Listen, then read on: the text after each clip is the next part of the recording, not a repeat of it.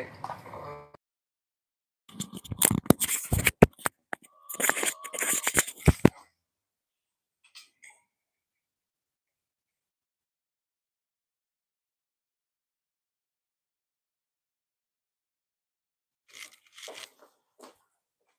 All right.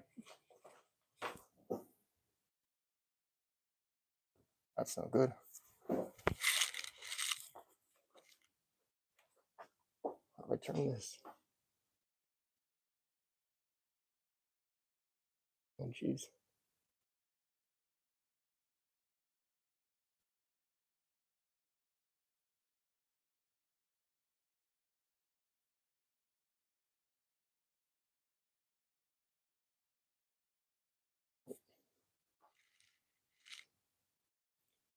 All right, I'm going to do this vertical because I have no idea how to turn to horizontal.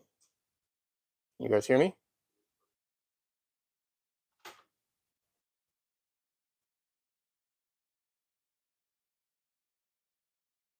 Awesome.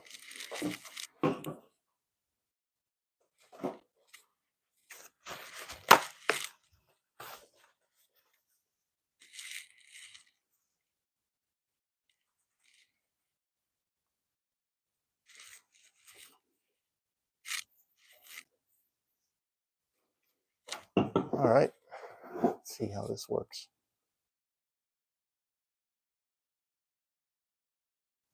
Put you guys over here.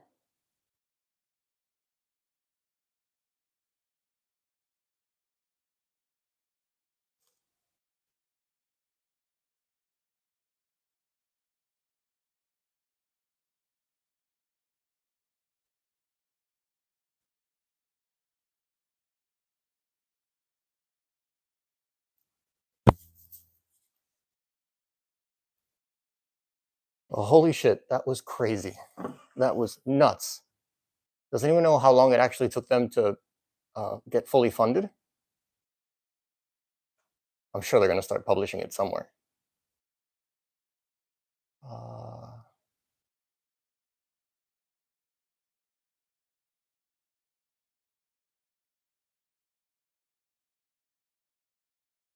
That is crazy. They're already more than double funded. And it's been, I don't know, 15 minutes? Wow. Wow. Holy balls.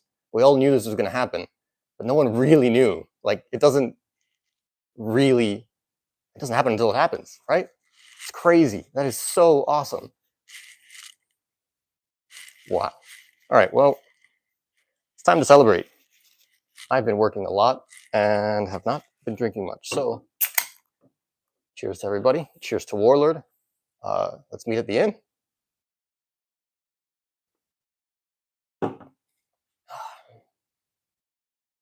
Okay, I'm going to go through and try and respond to your questions one at a time. It's really weird that there's no other audio here, so bear with me here while I try and get used to this.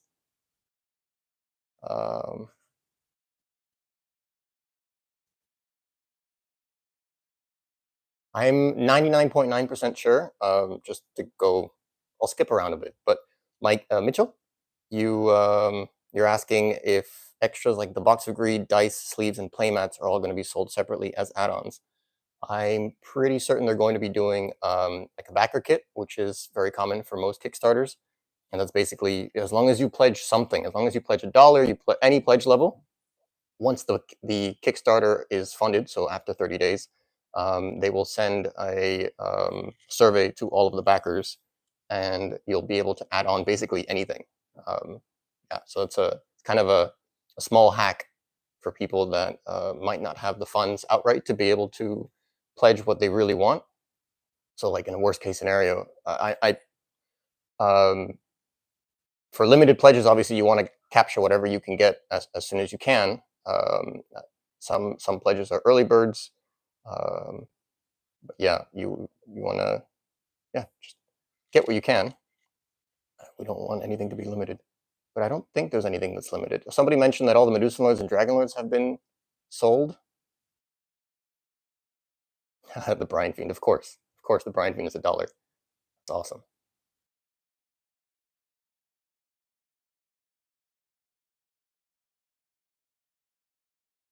We have time for stuff that isn't limited. Yes. So the Kickstarter is a full 30 days, and you don't get charged until the Kickstarter is over. Um, Officially, until a project is funded. So basically, if for whatever reason they weren't able to get to the $40,000, which clearly they were, um, whatever it is you pledged wouldn't get charged.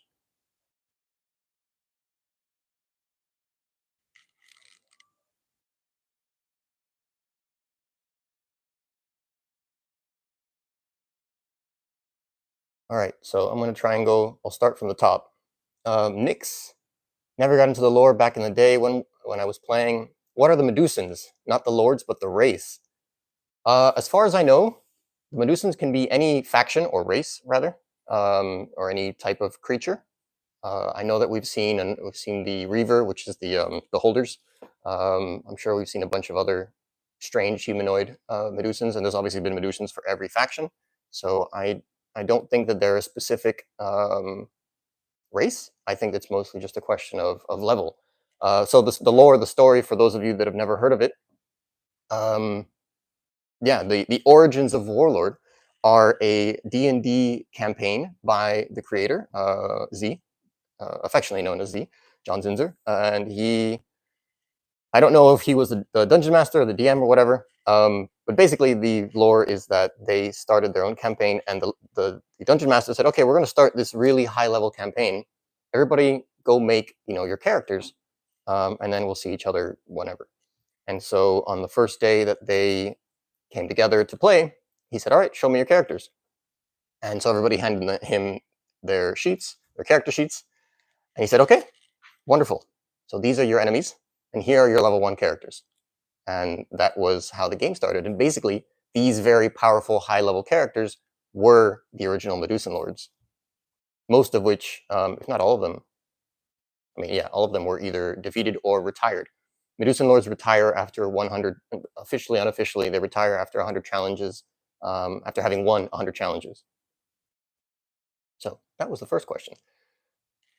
How heavily is this going to rely on memorizing a bunch of new vocab terms? One thing I always liked about Warlord over Magic is that modern Magic cards are just a list of specific jargon. Yes, that is a common fear amongst everybody, even current players. I think that we have two things going for us. Or one major thing going for us versus Magic is that Magic does a lot of gimmicky keywords, and they do basically almost a new keyword for every other set or something. And so over the course of what is it, 30? Yeah, it's 30 years now, right? Yeah, and Magic 30 is what came out last year or whatever, that crazy thing. Yeah, so Magic's been around for 30 years, constantly printing. Warlord's only been around for 23 years now, 2001, 2004, yeah. And obviously there have been periods of time where we haven't had new cards. And so the reality is it's still relatively a young game in like production period time-wise. So it's not too saturated. I mean, Magic has, I'm sure we can Google this. How many keywords are there in Magic? Keywords in Magic.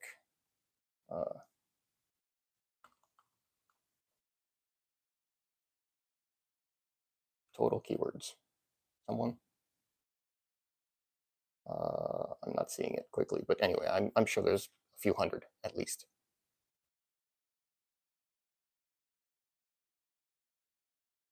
All right. If you're just joining, let us know where you're joining from, and when you started playing Warlord. How did you find out about Warlord? I'll get to you. Thomas Elliott. While Warlord has plain English like spend order once per turn, move forward one rank. Yeah. Are you adding the VAT for European backers? I am not operating the Kickstarter. I'm sure that they will describe. I'm sure that they've thought of that.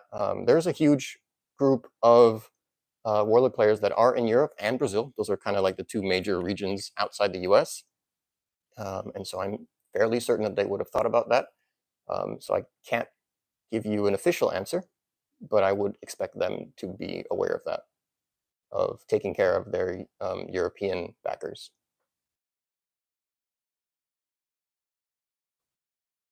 Can a backer just get to choose a faction deck or two, or do we need to get all the faction? You do need to get all the faction decks. I do believe they're selling them as a pack. I think they were $100. I didn't get a chance to read everything completely. I read a bit very quickly, but I believe the decks are $100 and that the MSRP on them is going to be $120. So there's 6 factions, so that means about $20 per deck. I'm going to try and bounce around, so just in case something important happens at the bottom. Great, yeah, someone mentions that the VAT info is listed at the bottom of the Kickstarter.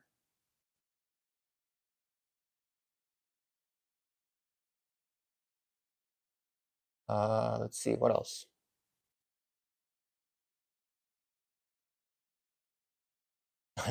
Will there be an all-in pledge? I think there's a couple of different tiers. Let's see. Total tiers are, or were, there's 1, 2, 3, 4, 5, 6, 7. 7 tiers. So the cheapest normal tier is the $100 Squire. And that's the decks. The bundle is $300 for a starter, box agreed, and a booster box, and the unlocked box toppers. And the Overlord, starter bundle, booster box, box agreed, faction dice, all sleeves, and playmat. Oh, wow, and that's the highest tier. I wonder if they're going to add any more tiers as the Kickstarter goes, because I know they can do that. Yeah, I'm surprised that they don't have like cases of booster boxes. I mean, I see that they're in the Dragon Lords and the Medusan Lord case, I assume. Yeah.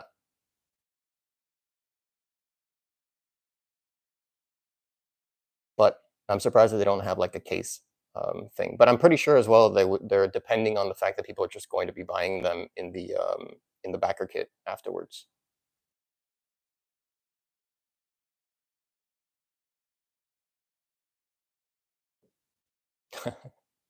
Yeah, they're running around behind you. Oh, you can see them. There we go. There's one.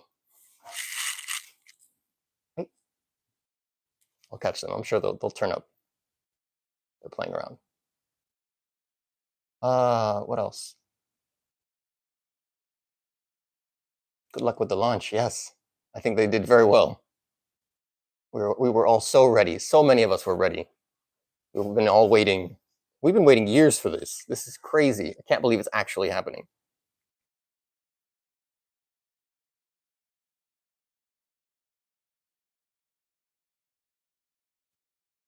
Yeah, they haven't confirmed. So Joshua says, great to see that so many fan favorite warlords are going to be available in the reprint portion of the new base set. So they did confirm that they're doing a third reprints in the set. I believe the set is 360 cards. And of that, so that would be about 120 reprints. They confirmed that there were 4 warlords per faction, plus the draftable warlords, which is one of the coolest things about this relaunch of Warlord, is that the boosters are going to be draftable. Warlord has never really been draftable, but they figured out how to do a cube out of Warlord, and it was crazy fun. Like I was able to do it, I don't know, 3 or 4 times, and it was so much fun, and it was really easy, and it was pretty intuitive. Like it was this nut that was very hard to crack, and AEG tried doing it with the battle packs. And so the thing with the battle packs is like you got a random warlord, and then you got like a random set of cards for that warlord. Like they gave you a starting army, and I think 2 or 4 or something like that cards to go with the warlord. The battle packs were like 22 or 25 cards, and then they had 10 random cards. So it was kind of like getting a base for a deck plus a booster pack. And I believe they were pretty popular. I wasn't playing much at that time. They're impossible to find now. But yeah, it's not quite the same. Obviously, it's a lot cooler to be able to choose and really everything a la Magic, and so that's basically what's going to happen now. There are going to be a bunch of random like default warlords that will be able to be used, and then if you see a warlord in the draft, they mentioned there's going to be 1 uncommon warlord for each faction. There'll be 1 rare warlord for each faction, 1 legendary warlord for each faction. I think the rare warlord, I'm not 100% sure. I think there might be a version of the starter deck warlord, because that's separate, I think. that might be available in the booster packs at a like alternate art or something, like extended art. Somebody mentioned in the Discord the other day that they were disappointed that with the preview video they launched yesterday, that you could see the warlords were not full art, and I think that those are the ones that are probably going to be available in the starter decks. Runner, let's see. Scroll down and see if anything's going on.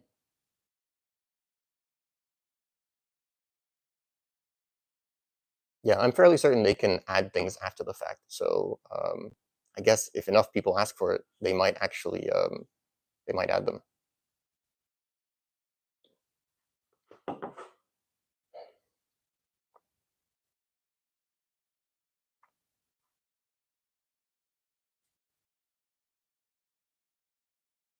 Where are we?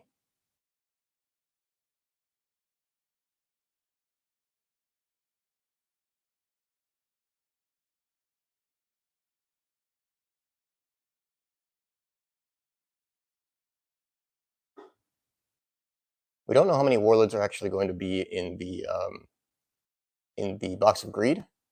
I don't know. I'm assuming that they describe this in the Kickstarter. Obviously, we didn't have a lot of time. I didn't get a chance to read everything. See, obviously, they're describing the updated art, booster draft, dedicated art. I know that the guys behind this are super fans of real art and the art that brought Warlord to life. So they're going to be showcasing that as much as possible. Starter decks. Yep, there we go. We see all the warlords. That's awesome. And I love that Free Kingdoms warlord. I love elves. I'm not elves, sorry. I love angels. Church Enforcer Tancred. So they don't have the art for that yet. Box of Greed, 50 cards. The contents. Wow, Mass Blessing. Ablang the Maker. What else? Shadow Reaver, yep. Ooh, Sir Alaron de Luchant. Wow, that's a powerful warlord. Alchbret, Alisara, yep, that's amazing. Sir Lucian, of course. I know that we got the what is this? The level Potion of Youth, and so yeah, I was like, they have to include Sir Lucian, otherwise that would be very silly. We have Soralin here, Incinerate, Artek, Nilrim, Black Steel Daggers, those are hard to find. Jorn of the Summit, Obliterate, Stolen Destiny, Kothka, Tavis Jape, yep, with his errata. Lakar, Cathal Rowan, Tornya Scar, nice. Conjure Storm.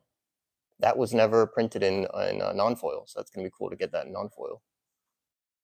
Trevor Magson, Marcus Shaw. So yeah, that's about 10 warlords and some really powerful warlords in there. That's amazing. That's a massive amount of value for the Box of Greed. And I'm sure they're going to be going up. What are the stretch goals? So we already blew past the first stretch goal. That was 50,000 for the box topper extended art. Box of Greed, 100,000. Wow, we get the figurines. Okay, that's cool.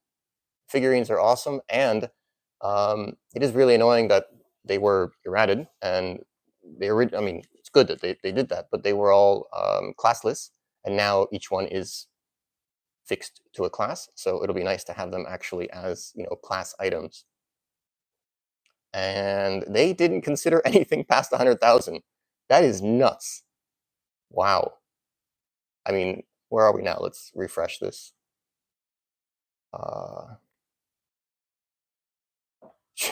Yeah, 114,000, 118, 19,000.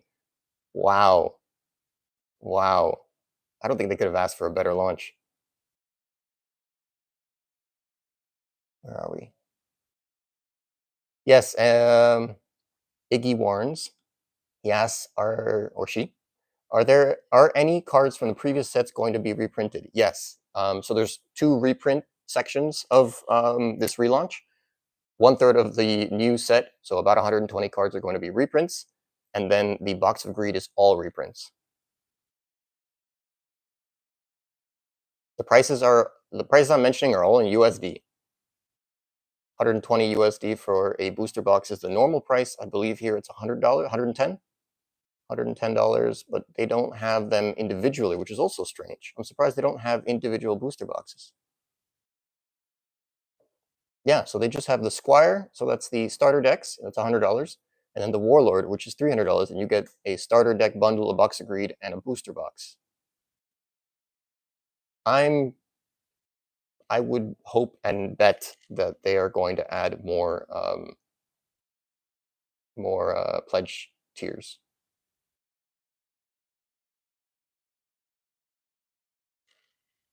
Let's see. All right, let's go back up and catch some of these first messages.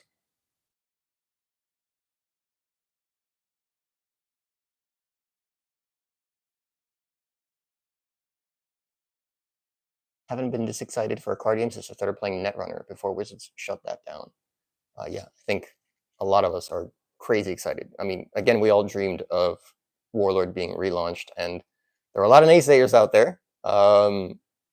But I think a lot of us knew in our heart of hearts that it was going to happen eventually. And I think a lot of us are also fine with it not happening. Like, we still love the game, and it's crazy how much variety there is even now without any new cards in a game that's been dead for 12 years. It's crazy that we're still finding card combos in the meta, and obviously they can tweak that a little bit by making it more balanced and removing certain cards, and then you see other cards that become more powerful. But it has been an evolving meta, which has been super interesting.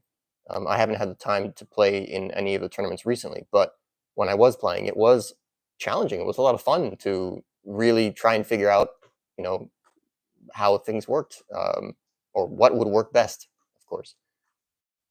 Do we know, Nix asks, do we know if the foil cards are going to be in the picture or outside of the card? I don't think they've mentioned that at all yet.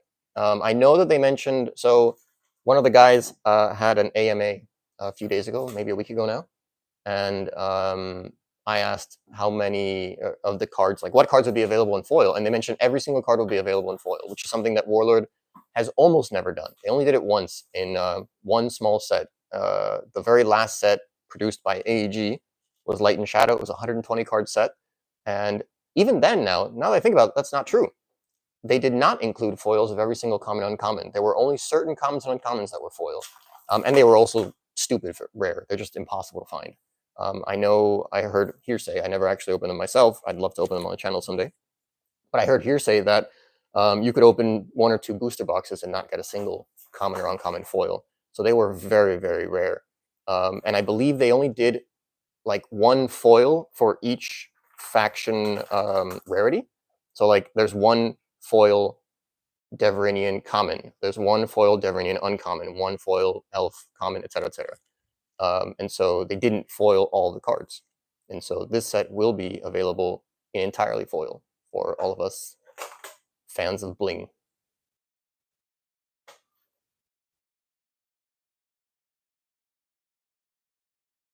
No one likes the dwarves. Don't lie to us, Thomas. Those stunties. The mercenaries, first faction I played from the demo deck. Yeah, the mercenaries are crazy to play because it's a huge variety. Like you can, I mean, somebody mentioned yesterday, I think in the Discord, that when you sit across the table from somebody and you see what warlord they have and or their starting army, you have a general idea of what they're going to be doing.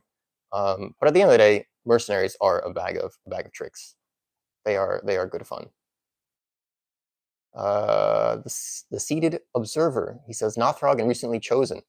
So yeah, the Chosen. It's a darn damn shame that the Chosen isn't in this base set. I'm a huge fan. I understand the logic. The guys have told us that the whole point of this base set is to really bring on people that are not currently playing Warlord, because there's a good bunch of us that play as often as possible. But the reality is, for Warlord to be as successful as it should be, as successful as we all believe it should be, they need to onboard as many new players as possible. And so they're trying to make it as simple as possible, and having a 7th faction apparently complicated things a bit too much. All right, so let's look at how I'm going to do this. So yeah, I've got a stack of warlords. Let me see make sure that nobody here has said anything that's I need to discuss quickly. All I have still is a single elf deck. Don't worry, there will be plenty of cards available once the Kickstarter is launched, of course. And yeah, I will also have plenty of cards available. These are all warlord cards. Yeah, so stack of warlords. The way we're going to do this is I'm going to say that we're going to run a giveaway, and everyone has to put in a number from 1 to 20, but it has to be in order. So like you can't jump. Like it needs to be 1, 2, 3, 4, 5, 6, 7, 8, 9, 10 exactly. So basically, the first person that gets one of those numbers will be the person that could win if I roll that number. I hope that makes sense. And so basically, I won't roll until we have 1 through 20. Quit cheating, Thomas. Yeah, go for it. Go for it. 1 through 20.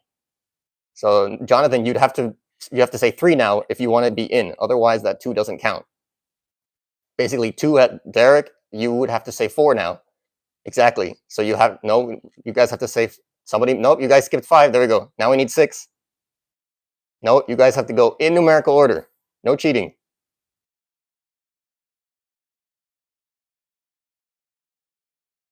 12. Oh, in numerical order, guys. It's 1 through 20, but I need to go in numerical order. So basically, if I roll a 7, the first person that said 7 after the first 6 is the person that would win.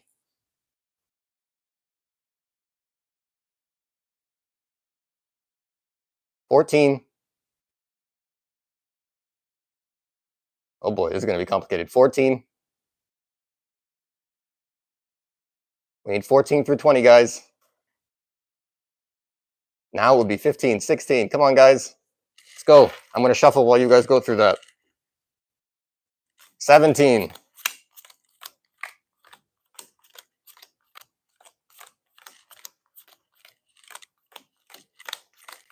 Ooh, I do have a pen. Great. 17, 18, 19, 20. Come on, guys.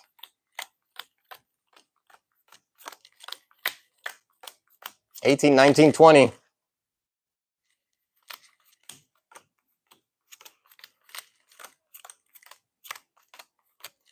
18, 19, 20. Ramon, 18, 19, 20. We need 18, 19, and 20.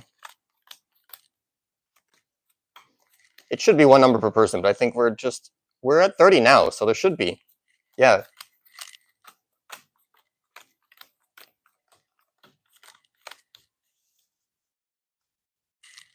Should be 1 number per person, but I need an 18, 19, and then a 20.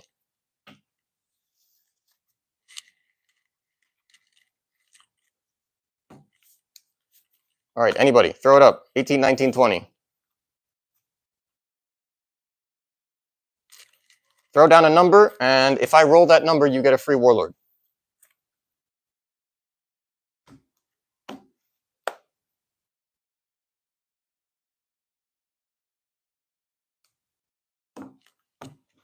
I need 18, 19, 20, guys. 19 and 20. 19, I need a 20. Got to be a 20 after the 19. There we go. All right. Rolling the good old die. Who wins? It's a 2. Wow, we waited a while for that. So, 1, 2. Colat, you won the first warlord. I'm going to randomly draw one, and it is a Slayer the Unkind. So, I have added the email in the description. Send me an email with your mailing info, and I'll get it out to you. This is anywhere in the world. Please include number 1. That way I know that that is your warlord. So I'm going to try and do as many of those as I can. This is going to be a little bit more complicated. Yeah, OG Slayer. All right, let's try one more. Go now. Go now. There we go. Finn, you're at number 1. Everybody, 2 through 20.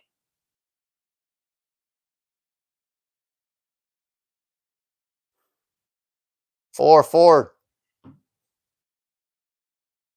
think there might be a delay in the chat. Let me see if I can fix that. Let's see.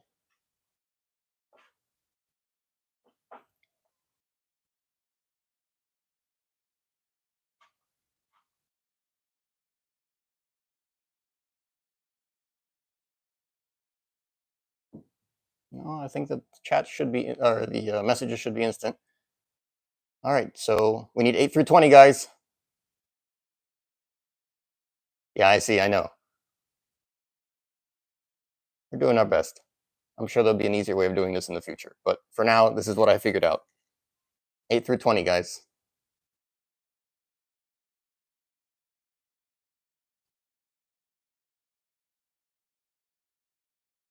There we go, 10 through 20.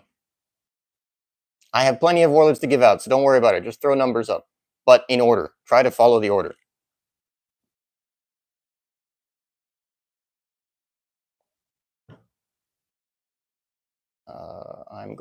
While you guys are doing that, I'm going to scroll up and look at some of those older messages to see if I missed any.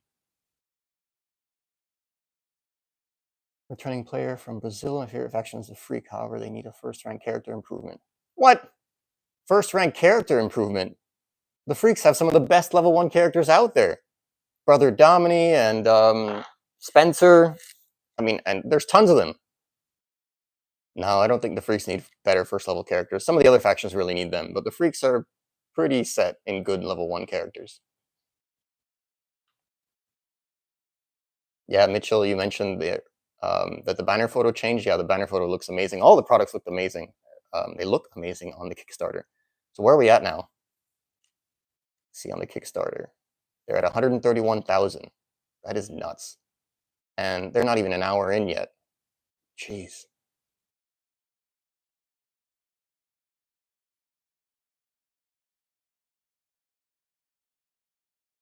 How long after the original is the storyline taking place? Yes, I hear it's about 100 years after as well.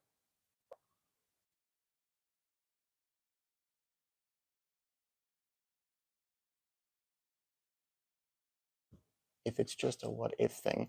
So the Hidden Heretic asks, I'm curious how warlords from 100 years prior will be handled for backwards compatibility. If it's just a what-if thing, that is fine. I assume my main man Lund will not be alive and kicking still. All right, so the new Warlord is completely backwards compatible. Let me see if you guys are up to the 20. Come on, guys. We need 12 through 20 in numbers still for the giveaway. 12 through 20.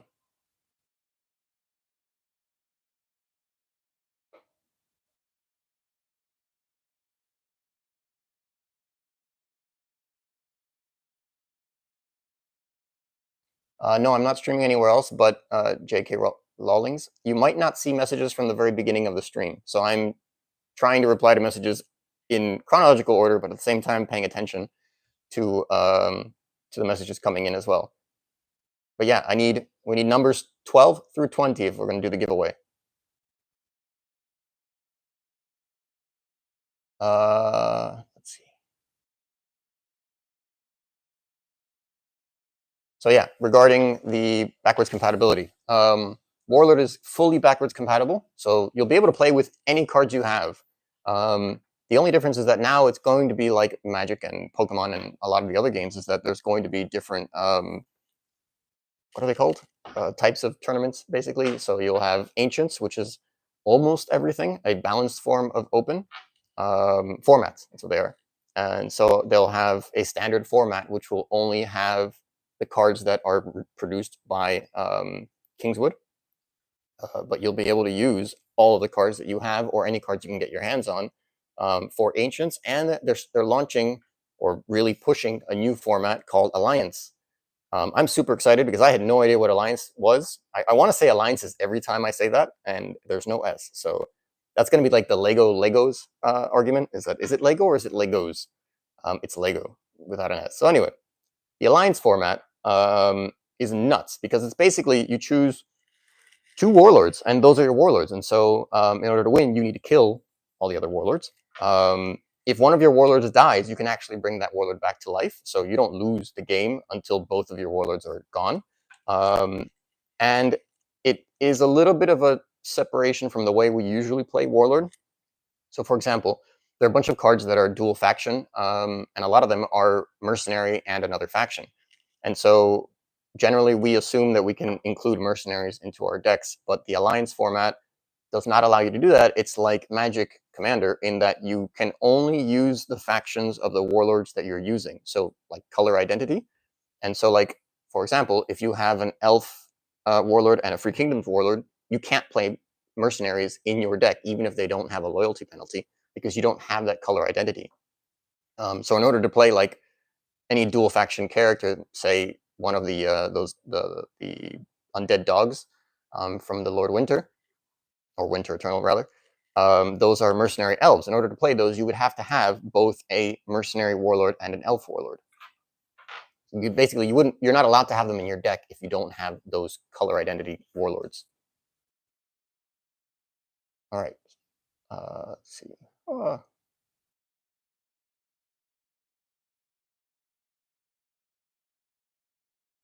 right, I need 13 through 20, guys.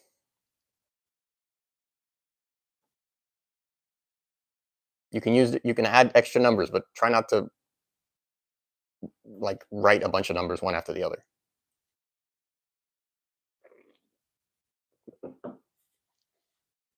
Come on, I want to give away all these warlords. Throw out numbers, people.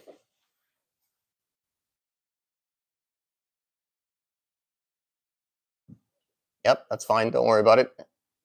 Come on, people. Throw out numbers. We need 15, 16, 17. There we go. 16, 17. Nope. 16, 17, 18.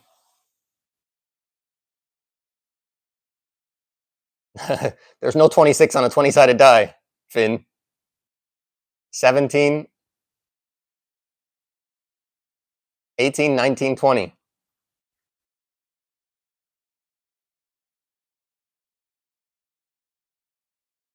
19 and 20.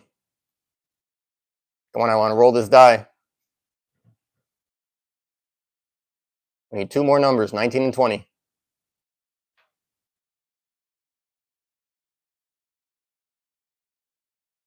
One more, 20. Thank you. All right, let's go. 6. I'm not rolling very high. That's pretty common for me. All right, so that would be Jonathan Trujillo. Ganaste un Warlord. Let's see, I'm going to draw randomly. And you get a Sorsha. So I know that you're a returning player. Hopefully you need that. If not, you need to find a new player and give it to them.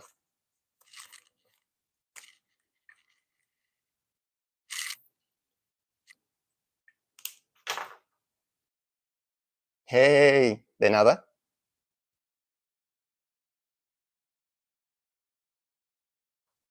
All right, go again. 1 through 20. I'll go up and start looking for another comment. Let's see.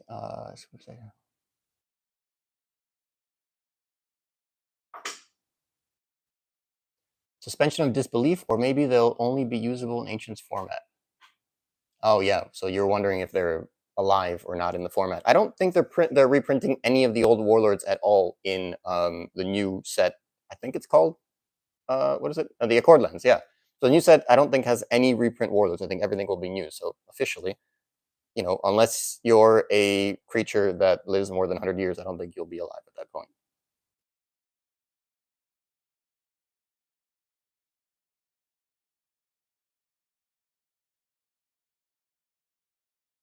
Yeah, I think that's one of the major. So the Hidden Heretic mentions he's super excited, and or she has been wanting this for years.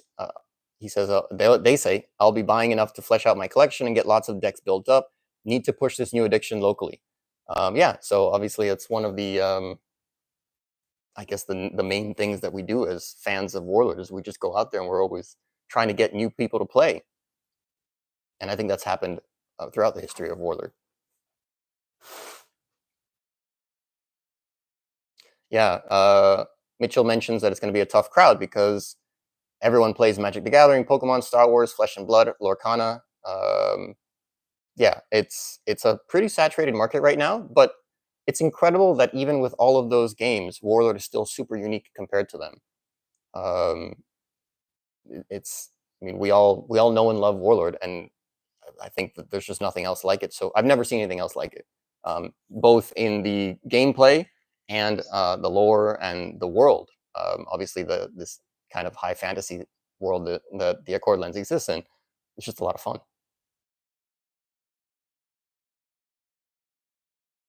Yeah, that's something that we hear a lot.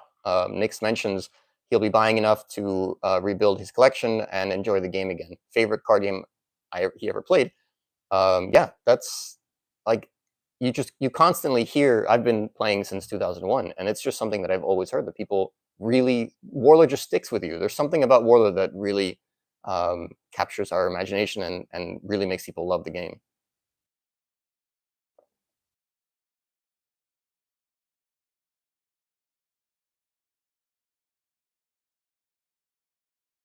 A bunch of fans of L5R.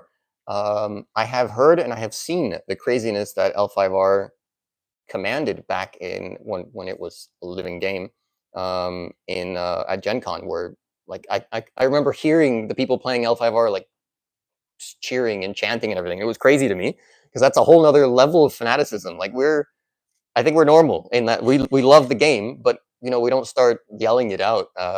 It might be cool to have people dressing up as Nothrog and everything, but yeah, I'm surprised L5R isn't as much of a living game as Warlord is or has been, with Warlord being a dead game, which it no longer is, obviously.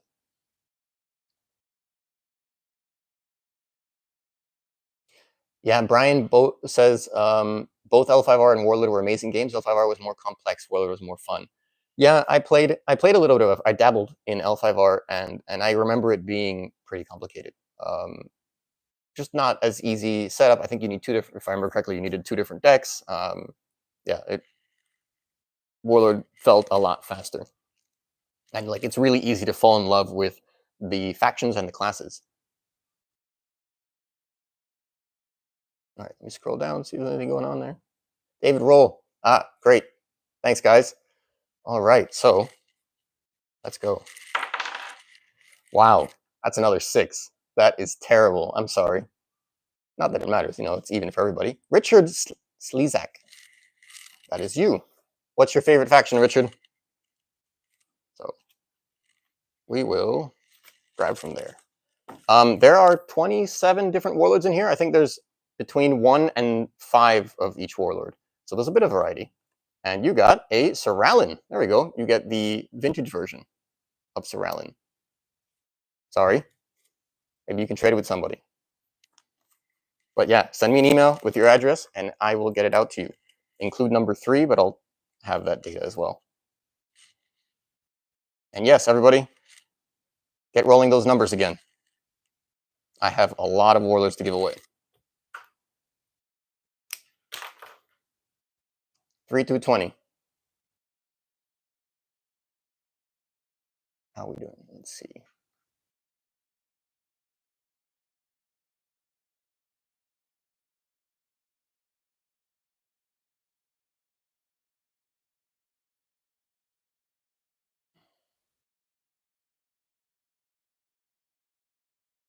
Oh no, is there a limit to the chat? Oh man, I need to talk faster. I can't scroll up any further. That's funny.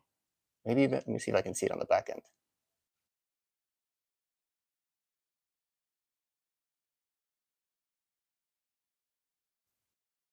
Okay, yeah, I can see it in the back end. Good.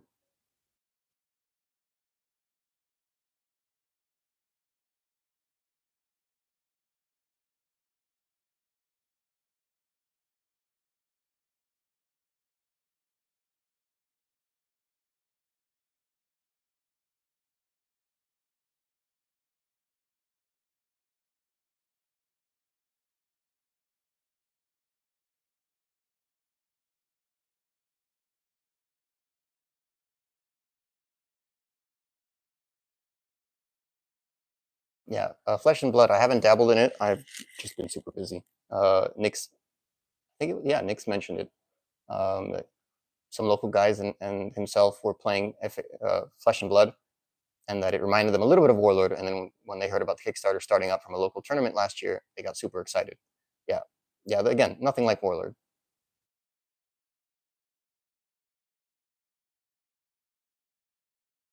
Subgenius mentions that if this is successful, that other games are going to follow suit. Yeah, that's it's kind of a meme.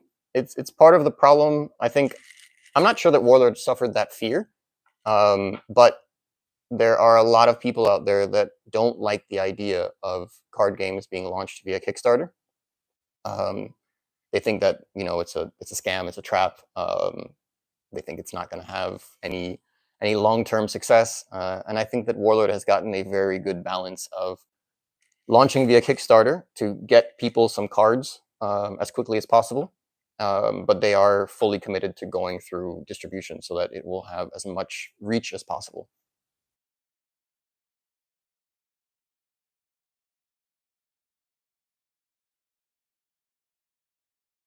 A lot of chat here about who owns L5R. I've heard there's a lot of drama going on with them.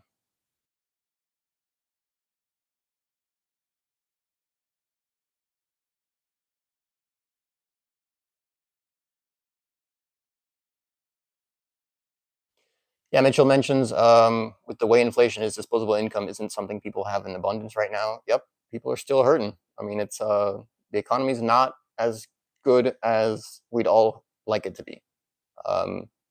But I think there's a lot of indicators telling us that hopefully things will get better, and that hopefully it'll be the rising sea for everybody. Question from Bayu Shinjo. Will Warlord also have direct-to-player sets, and are you going to sell through Potomac? So I'm not Warlord. I'm just a card gamer.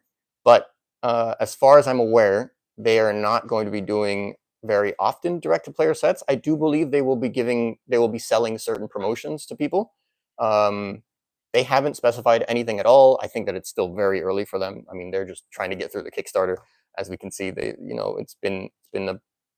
it hasn't been a terrible ride, but it's been a little bit bumpy because they've had to push it back for a little while. They wanted to launch last year, third quarter, I think, end of third quarter, and things just didn't play out correctly. And I think that's fine. They needed as much time as they can get. These guys are pouring their heart and souls into this.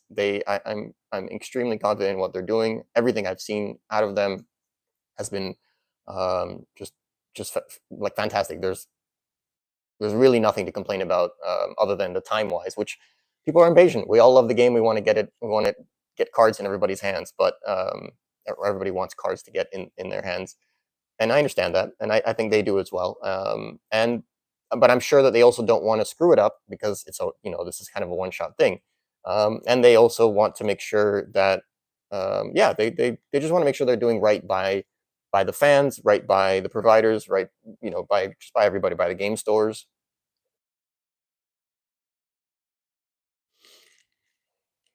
Yep. Thomas, thanks for letting me know about the description, the link. It's crazy how fast it got funded. A few more old timers here, and we qualify for the AARP discount. I'm not sure they have that discount for Warlord.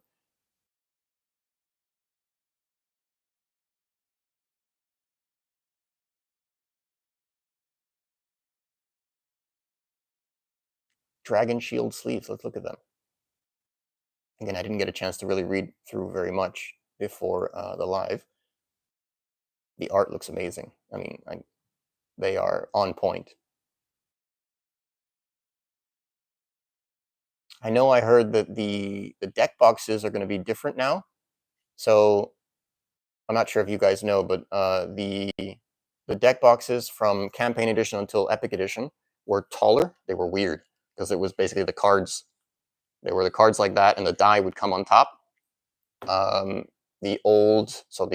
Everything before CE did not come with dice, and then 4th edition didn't come with dice either, except for the Learn to Play set. These, I believe, they come with dice in the decks, but the deck boxes are actually going to be fatter this time, so you can actually sleeve them, and they'll fit a sleeved deck. and they come with a D20.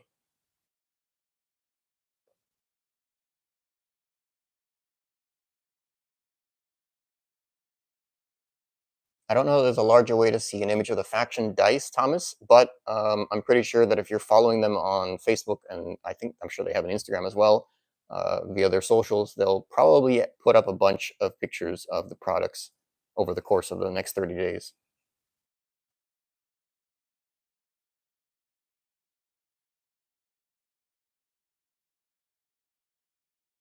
I don't know how to check the time to see when the Medusan and Dragonlord's pledges are all sold out, but it's nuts to me that they don't have any other large pledges available. They're at 132,000. Now the big question is, how high does it go? The sorcery Kickstarter. Let's see. Let me pull that up right now quickly.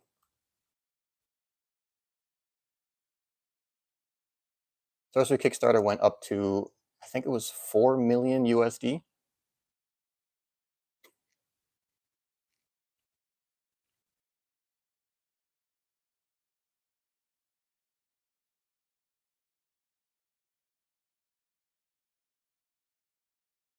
It's in Kiwi dollars.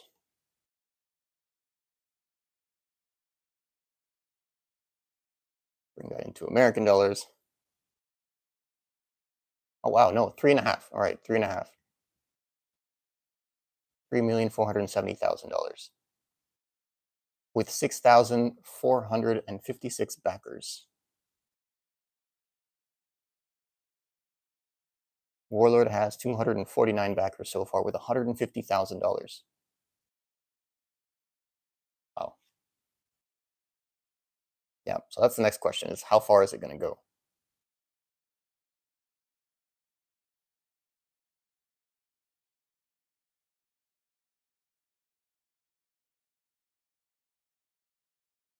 Mitchell, again, you can pledge whatever it is you want to pledge. You can actually change the pledges.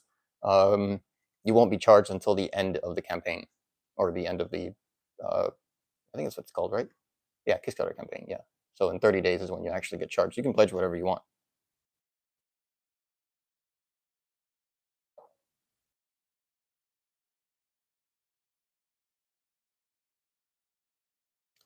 Yeah, Joshua mentions that he's glad to be one of the first 91 people to pledge.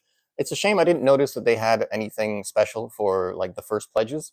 I know that complicates things a lot, but it is nice to see some of the creators when they're launching their Kickstarter, give out special things. I know a lot of the artists when they do Kickstarter, like prints and playmats and stuff, they give out free artist proofs for like the first 100 or couple hundred people.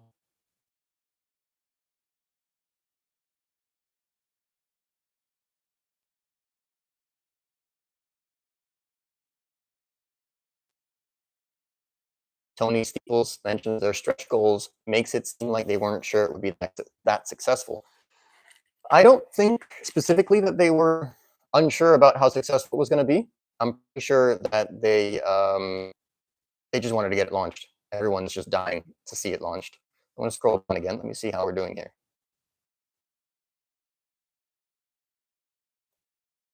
Vladimir, I'm only on YouTube right now. My email, Richard, is in the description. It should be, yeah, if you click on where it says let's follow along, contact info is right there. Sorry. All right, and I'm going to roll because you guys have done your thing. 9. Finally rolled something higher. So, Finn, you get a Warlord. Finn Shelton. You are going to get a Rack Ironbone. Sorry. Have you played now? Sorry. Rack Ironbone. Well, I'm glad that they're different factions so far. That's cool. What faction do you usually play, Finn? Huzzah!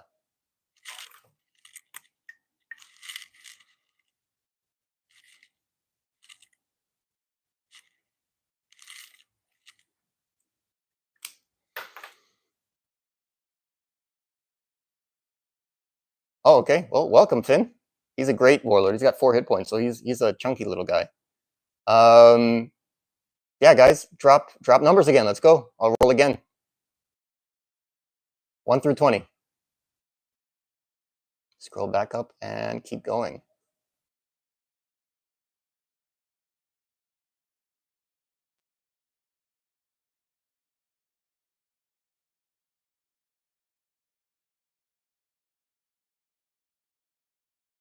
So yeah, we ended up at Tony mentioning that he's worried that they weren't sure that it would be that successful. I'm fairly certain they know that Warlord is going to be very successful. I'm pretty sure that it was a question of just launching on time. I believe that they've been very tight on their schedule. They had to push it back 1 week already. They wanted to launch earlier today, I think, and so it just kind of, that's why I expected to start earlier. I'm glad I was, still getting ready. But yeah, I don't think it's a question of not knowing. I think that they're going to add a lot of stretch goals. I would hope so. I mean, I'm not 100% sure, but the little that I know is that I'm sure that they're aware. The campaign ends April 6th. I don't know. Let's see.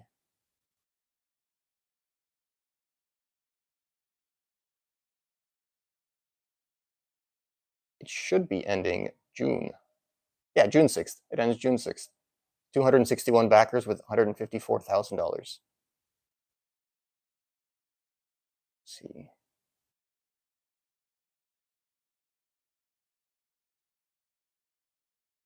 Yep, Joshua Clark, you were right.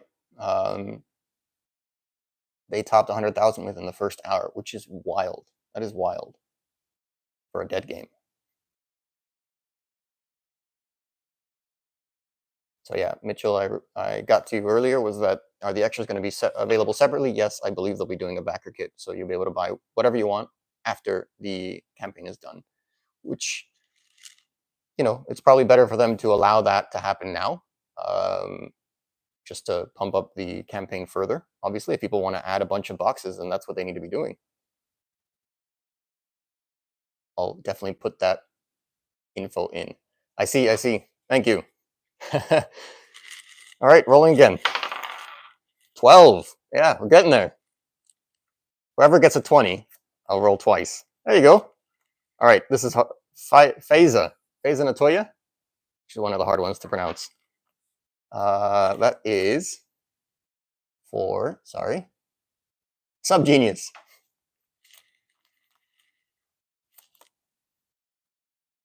Send me your email. How do we win? You just put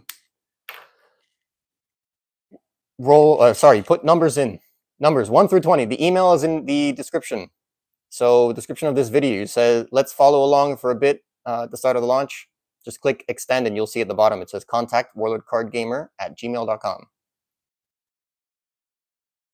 All right, 1 through 20, guys. In numerical order.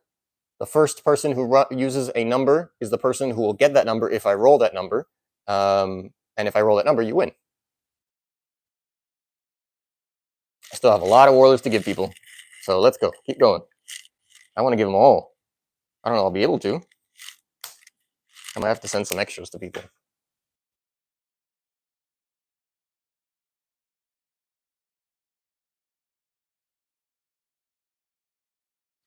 So Thomas Elliott asks a while ago now. I'm trying to catch up, but there's a lot going on.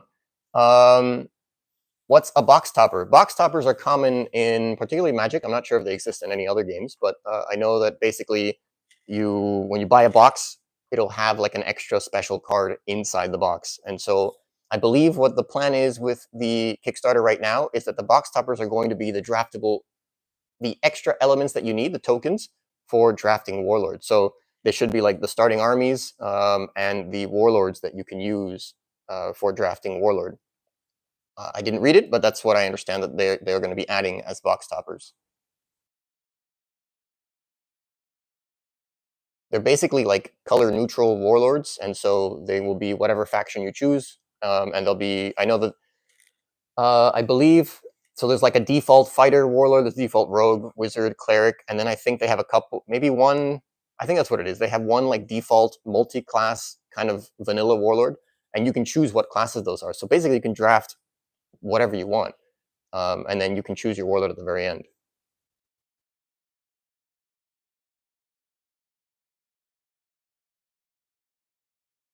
Luke says roll 2 dice for each round of numbers. Yeah, I think I'll do that. We'll do that, Luke. That's a great idea. All right, I need a 20, guys. 13, 14, 15. Yep, I got you, Luke. That's a great idea. I don't know if I can add it. Can I add a... No. All right, I did 20 and I can roll.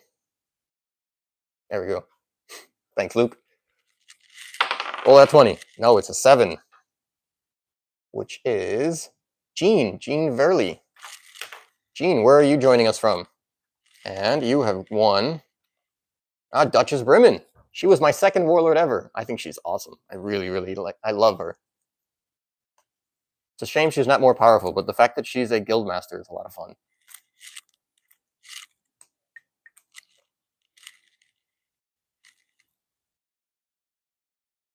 Jean.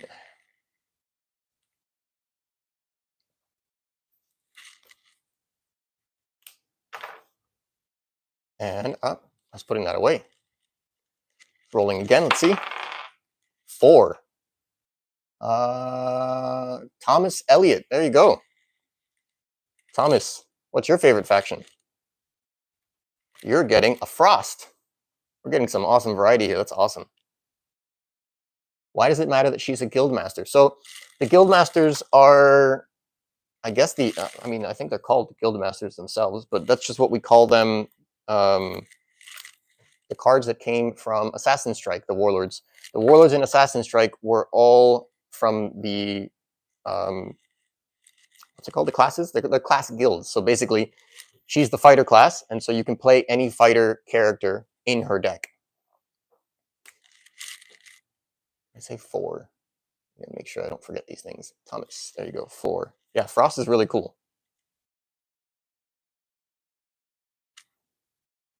Thomas Elliott.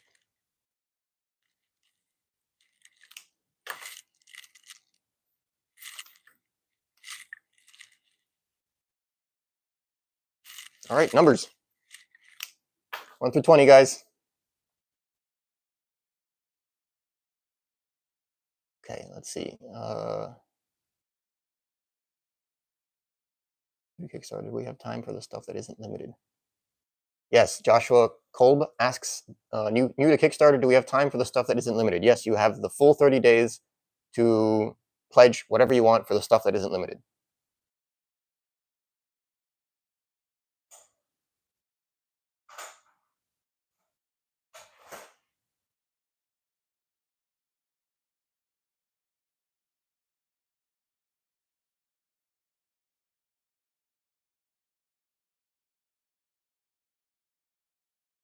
So Tony mentions he's from Arizona, US, started with the demo decks from Scry. So you beat me. I started back in Saga in 2001. The demo decks have been readily available since then, for the most part, but I did not play with the demo decks. And Nix mentions Kentucky, started back in the early 2000s with the Sorsha demo deck and loved it. Mercs were my main faction, Devs being the second. Never played 4th, but super excited to return. Yeah, I played a bit in 4th edition. I really enjoyed it. But my biggest issue with 4th edition was that it was way too balanced. I think that for the most part, games just lasted a lot longer. So it was the opposite extreme. I think everybody mentioned during Epic Edition that it was crazy unbalanced, that the power curve was exponential in Epic Edition. And so 4th edition kind of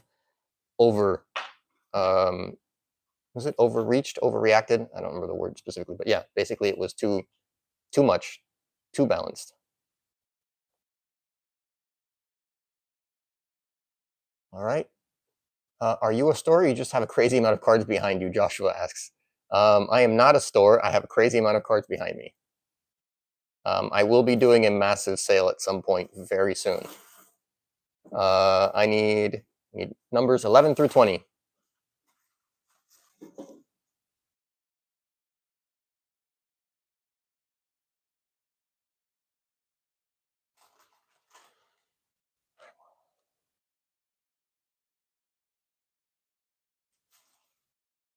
Yep, Joshua said they passed 100,000 back at 2:41, so that was about an hour ago.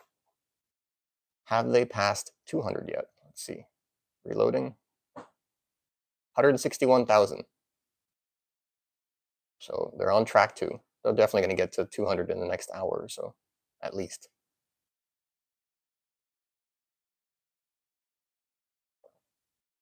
18 through 20, guys.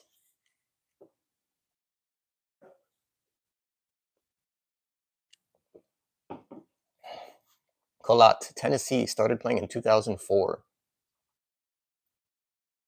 What was your favorite faction, Colat?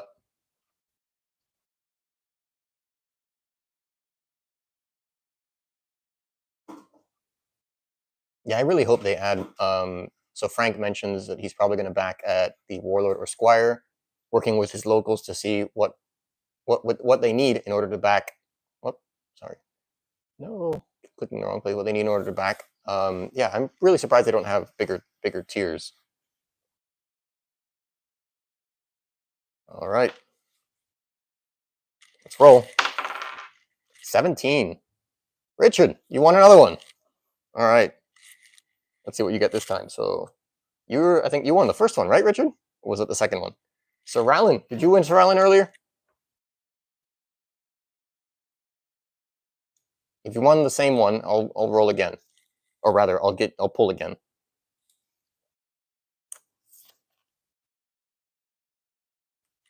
You got, yeah. So you got Sir Rallin already. All right, so I'll pull again. All right, Gothek. Yeah, you got Sir Rallin. I've got them in order here. She's a scout. She's a lot of fun. If you like shooters, archers, and everything, she's cool.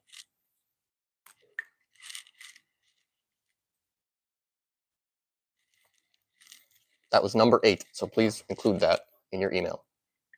So 3rd and 8th. And I roll again. See?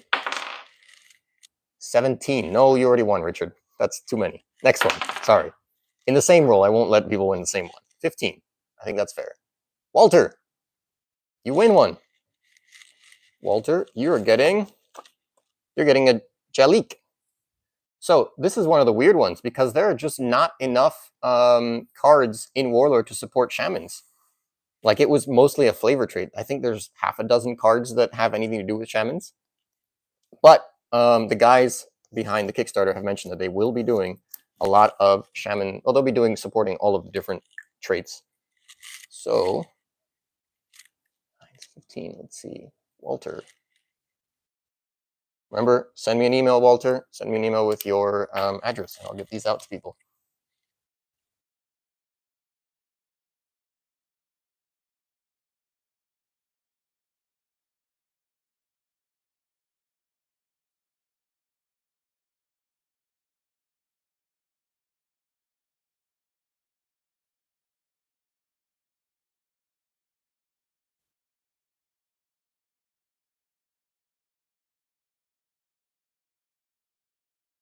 So Igit warns, he mentioned, or they mentioned, are there any cards from previous sets going to be reprinted? Yes, they will be reprinted. 1/3 of the new set is reprints, and the Box of Greed is reprints. Any plans? So Bayou Shinjo, any plans for a bounty hunter type program to grow in the game? Yes, they have mentioned very, very specifically. Many people have asked about that. It was a very popular system that AEG had, so they will be supporting some sort of bounty hunter program. Joshua, yes, we're all super excited for this to return. Sargok and Krenthor, I don't think that those are in the Box of Greed yet, but they could be.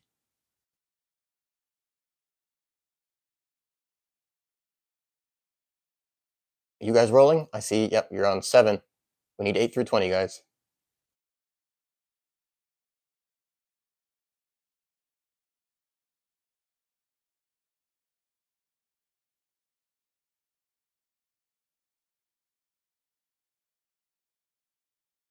So Mitchell says, yeah, all he has is a single elf deck, and I'm sure you're going to add plenty more stuff once this is launched, and I'm sure a lot of things are going to come out of hiding in the next few months as well.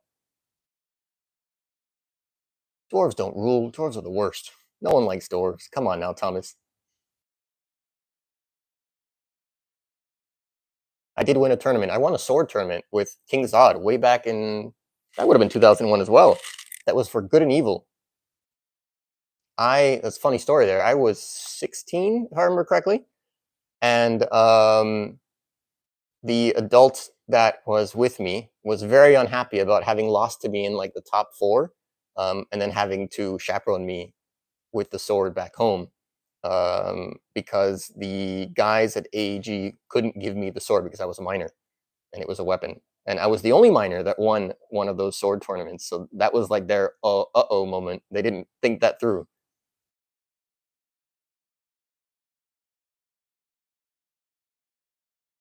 Thomas, quit hating on the Chosen. The Chosen's awesome.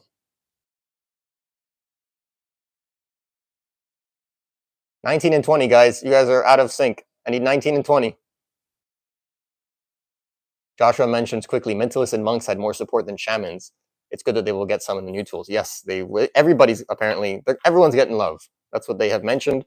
They have mentioned, the guys have mentioned that one of the way that they plan on being able to show so many subclasses and like flavor traits love is that they're going to be designing cards that are generic, and that they'll get certain bonuses if this person is something. And I don't think that there weren't enough cards like that in the past. So, for example, I don't know, some sort of front rank action that gives +5 to fighters will be a +7 to barbarians or something like that. That's what I understand as what their strategy is going to be about being able to support a bunch of different subclasses and flavor traits. Yes, Nyx also mentions there that they did also mention that not all dragons and monsters are going to be just throw into mercs. There will be factioned. That's going to be really cool. Yeah, the monks were very popular, Gene. All right, so we got up to 20. Let's roll. 7. That is Walter. You win another one. And you get a Khan Malak. Free Kingdoms. I think that's the first freak today. Yep. So you are number 10. Khan Malak. Walter, please send an email and mention number 10.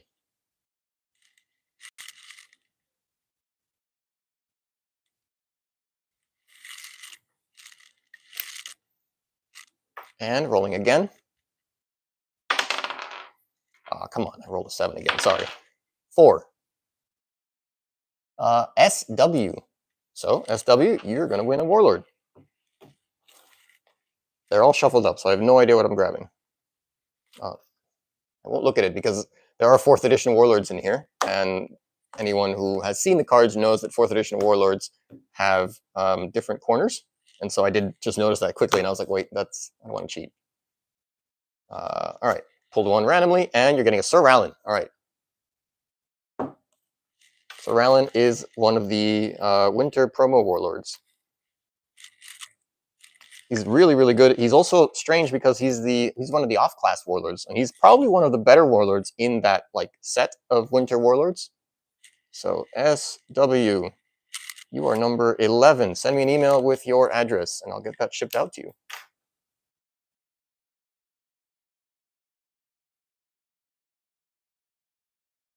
All right, let's see. Michael Trehorn, he mentions, I had to sell most of mine. I have the 6 pre-made decks they did. 6 pre-made decks. I wonder which ones you're talking about. There's a lot of pre-made decks that have come out. But yeah, a lot of people had to sell their collections over the years. Stuff happens. And obviously going through 2020 was difficult for a lot of people. Hey, Matthew Clow. That's awesome. Yeah, I've played in the UK. I played in a tournament there. One of the guys is very, very... There's two guys. One of them, I think, has kind of retired. And he, I think, ran some really big tournaments. But there's another guy that runs and has had a relatively active playgroup in the UK. And there was one time that I spent a day or two with them. It was a lot of fun. Yeah, that's another story. Richard, he mentions that he lost his collection in the flood. Yeah, I've heard a lot of that as well. Again, 23 years have passed, and so there's tons of things that you know, parents threw them away. They get lost in a move. It's tough to find old cards now.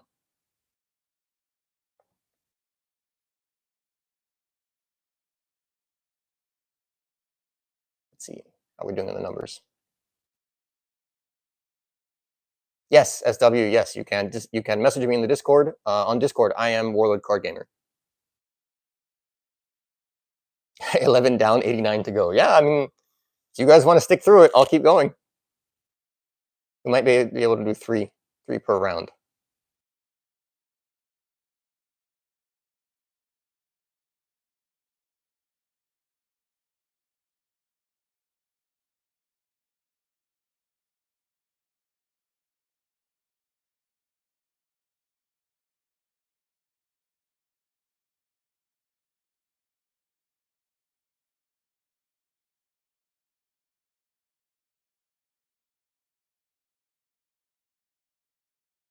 Edgar says, sure, Ancients is balanced.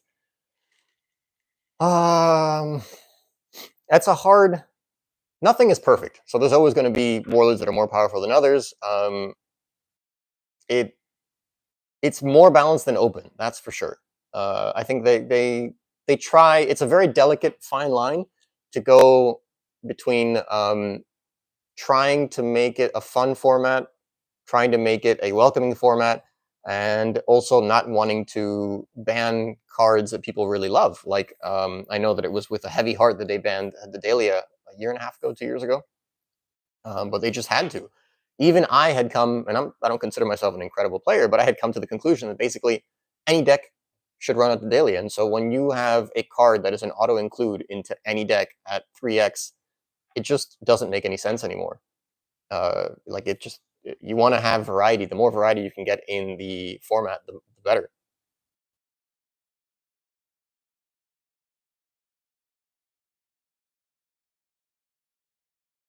So Luke mentioned Alliance. I'm not sure if you heard me earlier, but yeah, Alliance is a really cool format that I read about that they had in a podcast. They described it, and it's basically you choose 2 warlords.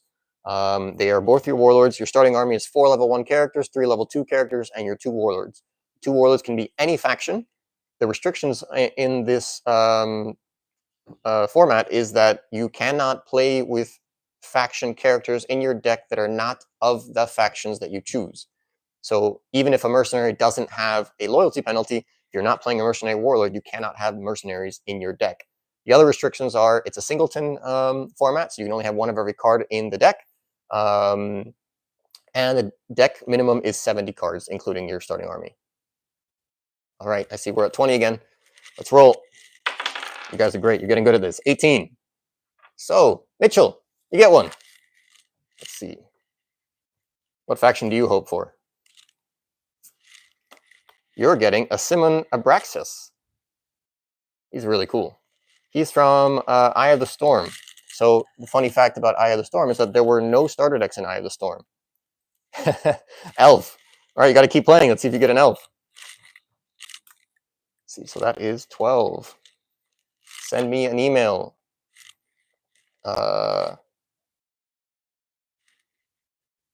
Send me an email with your address. I'm not very good at doing multiple things at the same time, as you can tell. Let's roll again. 9. Mitchell, come on now. You got the same numbers. Let's roll again.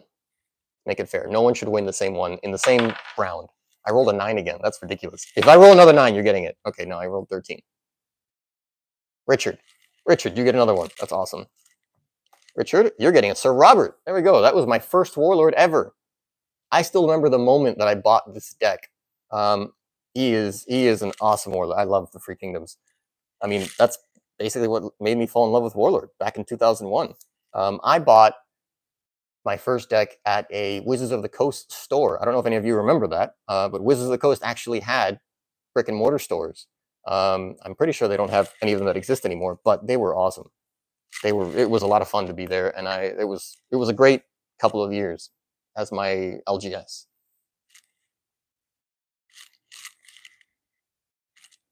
Let's see, Richard.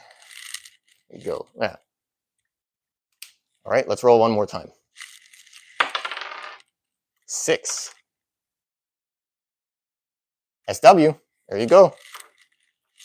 And you're getting a Lassan Warbreaker, another dwarf. No one likes those, but that's why I'm giving them away, because I don't like dwarves. I'm just playing.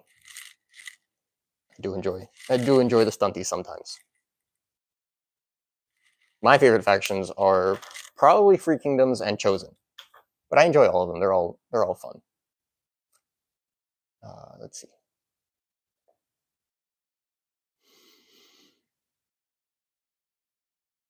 Did they announce Adarimi? So Jonathan Trujillo, he asks, oh, I'm set for that Adarimi and Tavis for the win. I know that Tavis has been announced. He's in the Box of Greed, but is Adarimi in there?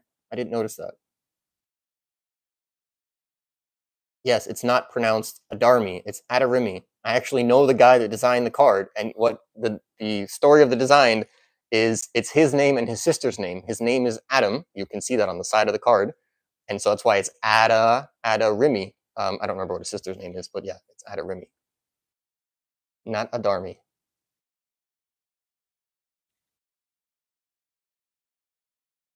Let's see. Are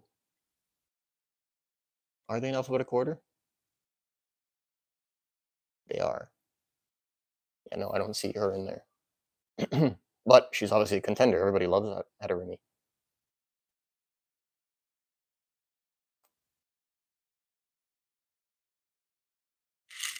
Did I do 3 there, or was that just... Yeah, that was 3, right? Okay, so go for numbers again. 1 through 20, guys.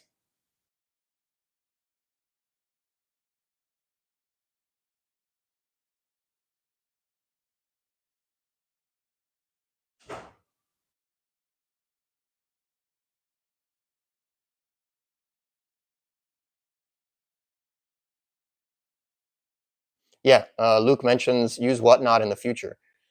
My interest is piqued on Whatnot, of course. I do see that this feature is probably a lot easier through Whatnot, but I really wanted to focus on the YouTube channel first.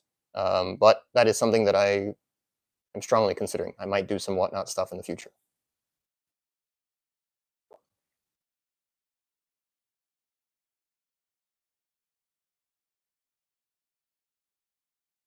Let's see, where are we?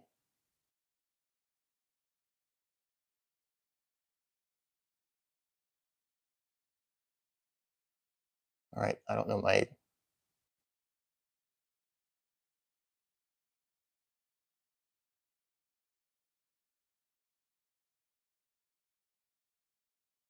Can't seem to scroll up enough anymore.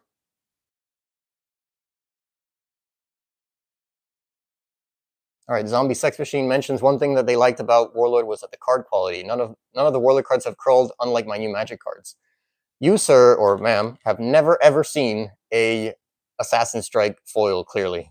Those are the worst. They're straight Pringles. They are like this. But that's because they're full foils.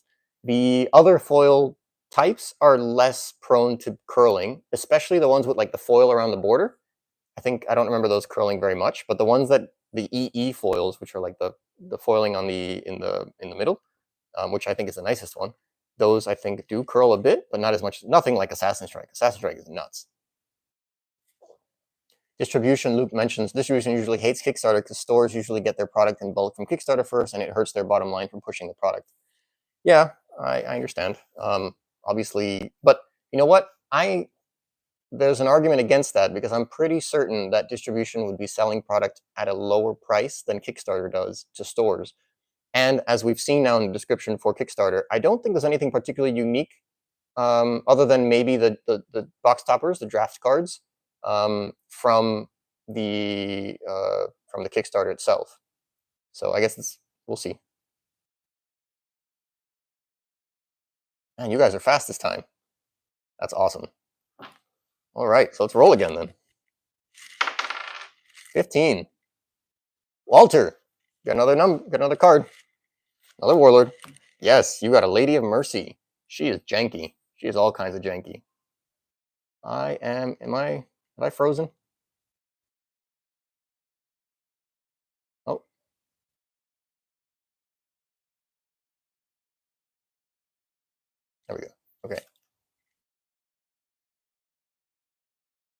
Walter, you get a Lady of Mercy. So 15, 15, 15.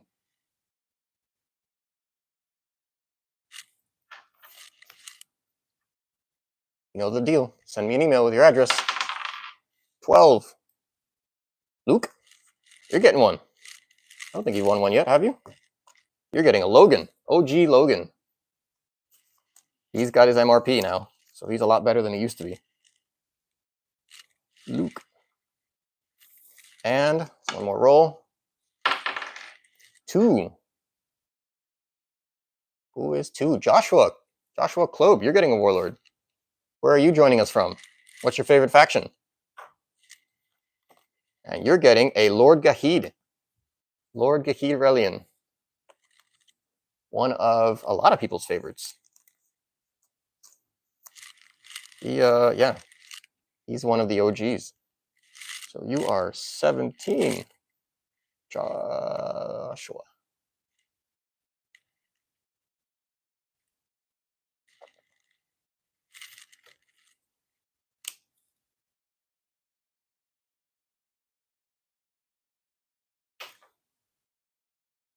Thank you, Sly Fox. Thanks for coming in. Yes, William O'Connor art is amazing, Walter. All right, you guys know the deal. Start the numbers. 1 through 20. Let's see. How far?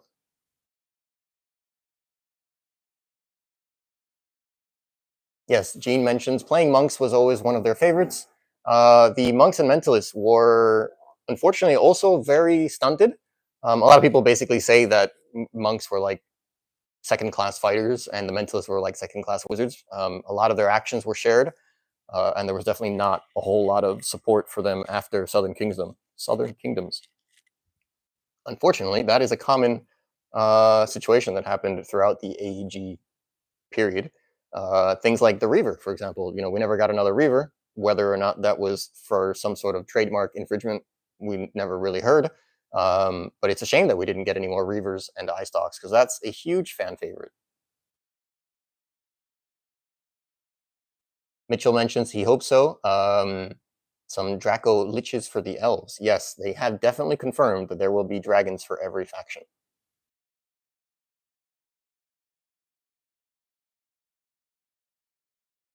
Walter asked, do I still have the sword that I won from the sword tournament? That sounds awesome. It was awesome, especially as a 16-year-old and someone who loves like this whole fantasy world. It was really cool. I still remember how it felt. I don't know where it is. I believe my parents have it somewhere. So hopefully they still have it in storage somewhere. I would like to have it again, now that I'm older.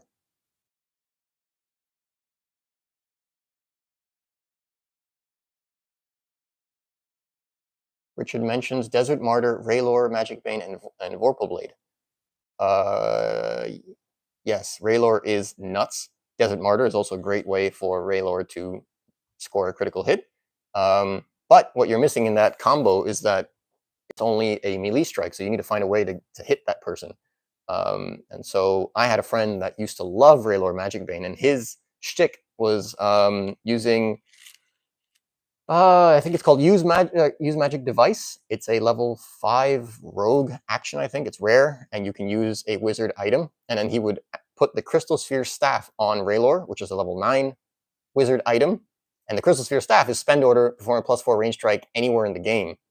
And so he would use that to basically poke at anybody from anywhere. You could obviously use the combo that you mentioned with the Votar Charm and then hit anything in the back ranks. Yes, Richard, stop winning. Ramon Peña mentions that his first warlord was Krun from the demo decks. Yeah, again, I didn't play in the demo decks. I think if I had to pick a faction that wasn't my favorite, I'd have to pick the Nothrog. Something about them just doesn't, I don't know, doesn't work with me. But, they're fun. I've definitely got a few Nothrog decks. Ragnar is actually one of the ones that I've always wanted to like really build out. The fact that he's a paladin is obviously so random for an Nothrog, so it's pretty cool.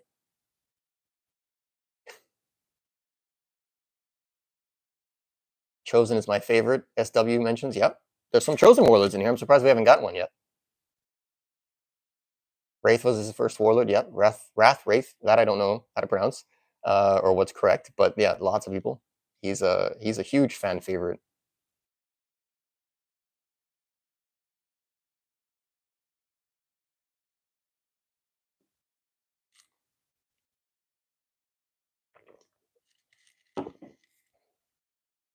Let's see.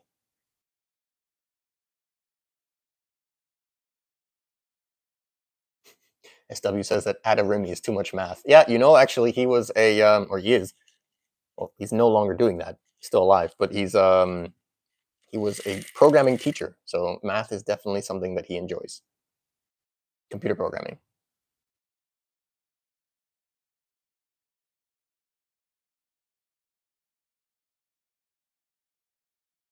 Nix mentions he likes the alt art for Lady of Mercy. I don't know. It's really annoying that they misprinted her card as level 5, because that really makes her less appealing to use. You want to be able to see the numbers that are correct on your cards.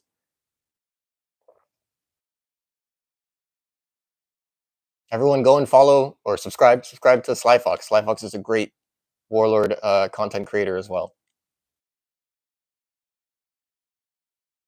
Let's see, let me find. I actually have his link in my channel here somewhere.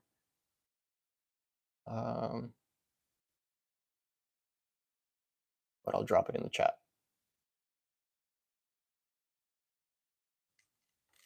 There you go.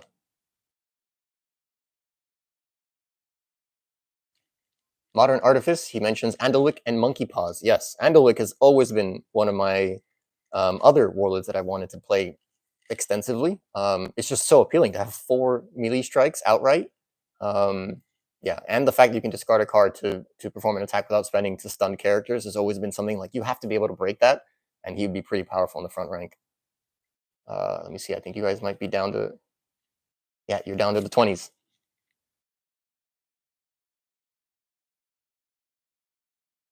All right, let's roll again. 15. Matthew Claw, there we go. Going to the UK. Thanks for sticking around. So you're getting Adonis the Cosner. Illusionist.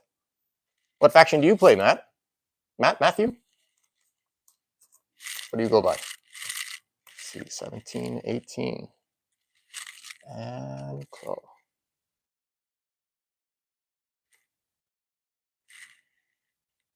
Congrats. All right, and let's roll. 19. All right, we're getting to higher rolls now. Walter, you're getting another one. You need to stop winning. Sulak Bloodgullet, getting a Nothrog. Another one of the Eye of the Storm Warlords, which Eye of the Storm, again, did not have a starter deck. So the only way to get these was from stores.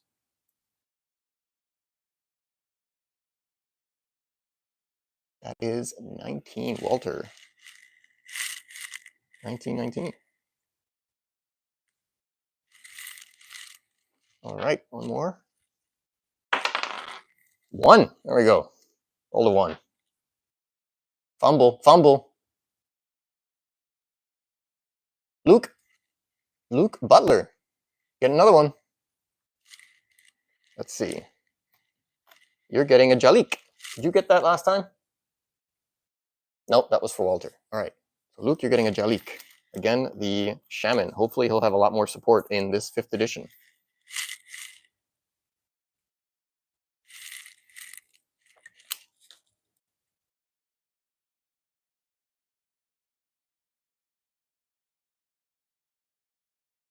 All right, guys. Numbers again.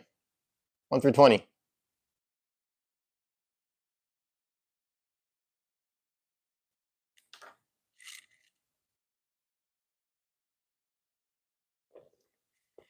Take a look at the Kickstarter. How are they doing? 172,000 with almost 300 backers. That's wild. So they started at 219, and it is now 4:06 in Eastern time. So it's been just under 2 hours, and they've done almost 200,000. Wild.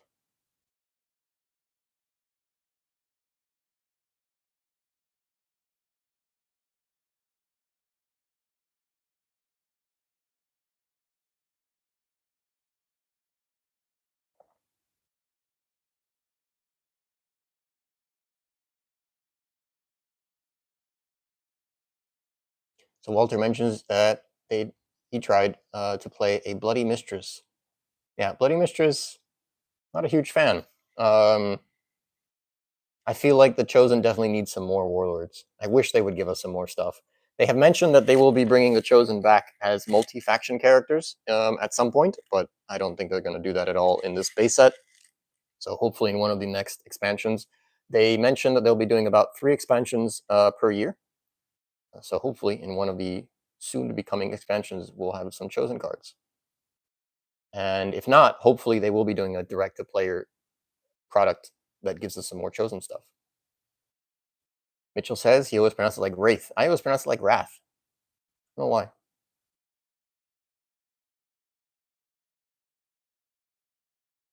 Lord Sather, you can be in it. All you got to do is give us the numbers. I need 19 and 20, and then I can roll again. Need a 20.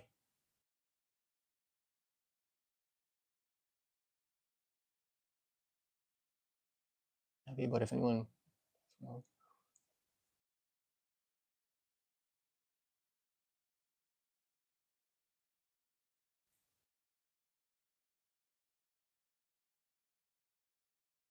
Did 2 decks to fight each other as demo decks. Lady of Mercy versus Lady of Death. Lady of Death? I think you mean the elf, right?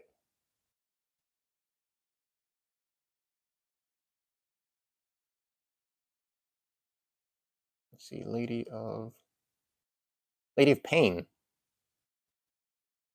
That's what you're talking about? Lady of Pain's an awesome warlord.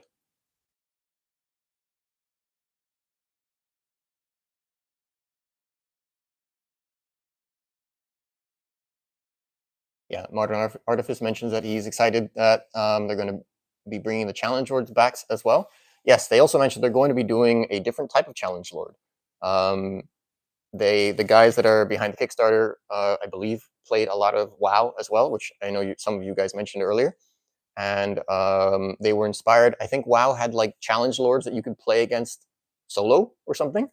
And so, or team, so like 2 or 3 against one Challenge Lord. So I know they're exploring ideas like that. I also know that they haven't publicly disclosed, and they haven't told me anything either, but they've kind of mentioned that maybe the Chosen will come in as kind of the big bad guys. And so we might see them in that capacity as well. All right, Richard, thanks a bunch for coming along. I hope I do a lot more of these in the future.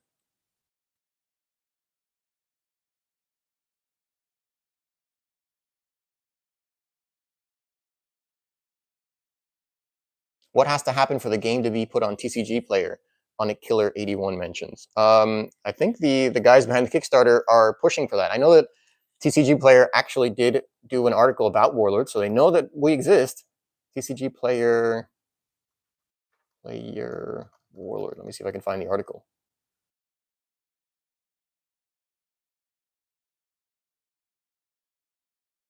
No.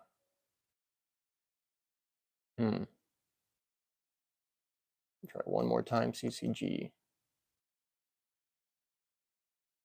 No, I didn't see it. Oh, there we go. Yep, I found it. Yes, I did find it. Let me link that article below now. There you go.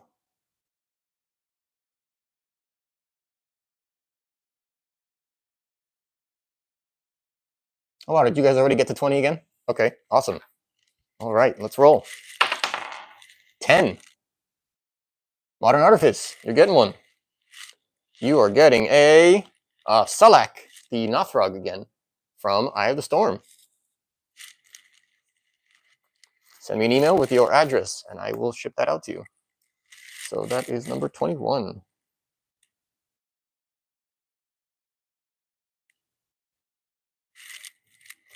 And 16. Mitchell, you get another one. You already won one, right? What are you getting? Another Lord Gahid. Awesome. Still haven't found that Chosen Warlord yet. 22. And there is more than one in there. Mitchell.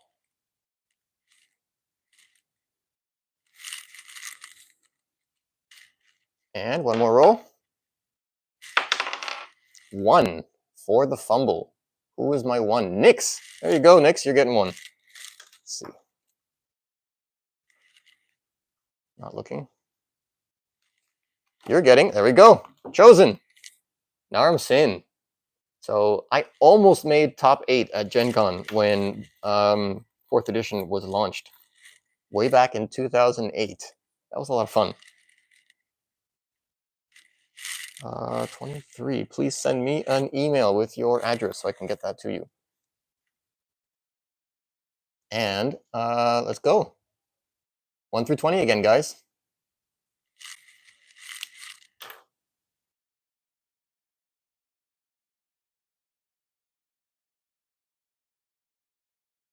Let's see. So anyway, yeah. Onek, TCG. I am aware. The hearsay is that they are trying to get Warlord on TCG Player. I don't know how soon that'll happen, but I'm fairly certain it's going to happen sooner than later.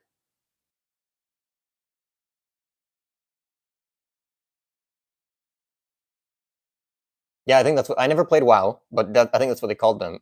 Mitchell mentioned love the raid decks from WoW. Yeah, I think that's what they were. Is basically something that you would play 2 or 3 versus 1 deck. Yes, Luke is name dropping Woodrew as a big fan of WoW. He was, or is. I'm sure he still loves it, but now he's all in on Warlord.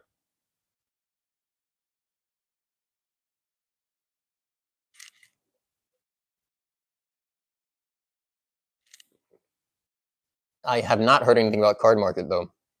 Ramon, which I think is joining us from Spain, he mentioned that it would be great if it was on Card Market because that's basically what sells to EU players. But like I said, I'm very aware that they have made it very vocally clear that they're going to do as much as possible to cater to the I want to say international players, but basically people outside, anybody outside the US. I didn't get to that. Like I couldn't scroll far enough. And I remember somebody mentioned why was Warlord so popular in Brazil. I don't know the specific answer. I know that somebody mentioned in a chat somewhere on Facebook that one of the major Brazilian players who made a huge effort at translating cards, translating lore, translating rulings and everything into Portuguese recently passed, unfortunately. He never got to, so he didn't get to see, obviously, the launch. But they mentioned that he was a huge influence into the success, the early success of Warlord in Brazil. And I have heard of Brazil being a pretty big place for card games, Magic and stuff like that. So I'm not entirely surprised. It's a huge country too. So yeah, that's about as much as I know about why Warlord was so successful in Brazil specifically. I know there's patches of people all over the world. Actually, there is a player locator for those that aren't aware. Let's see, Warlord cards. Let's see.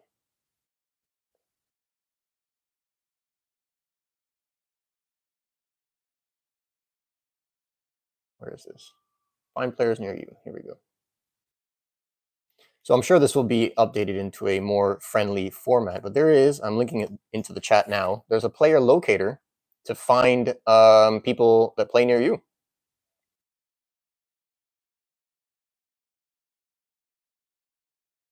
All right, we need 17 through 20, and then I can roll again.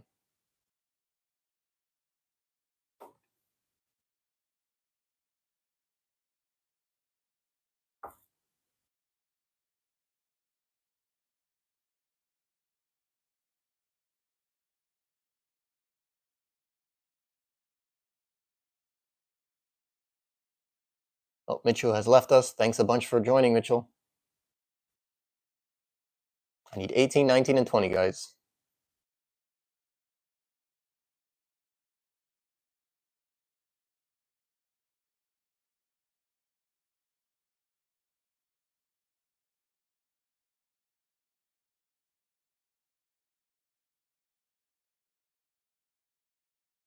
Card game, so Zombie Sex Machine mentions the Card Game Geek was where he was getting his singles.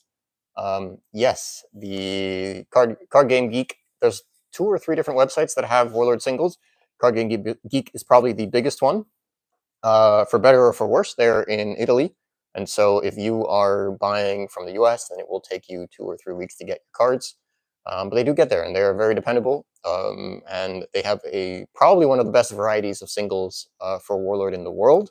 But I do know that there's another website in the US. I don't remember what it is right now. That is trying to stock Warlord as well. And I'm sure that others will pop up. And Oni Killer asks, are all of those boxes of Warlord cards behind me? Yes, they are all boxes of Warlord, and they will be available very soon.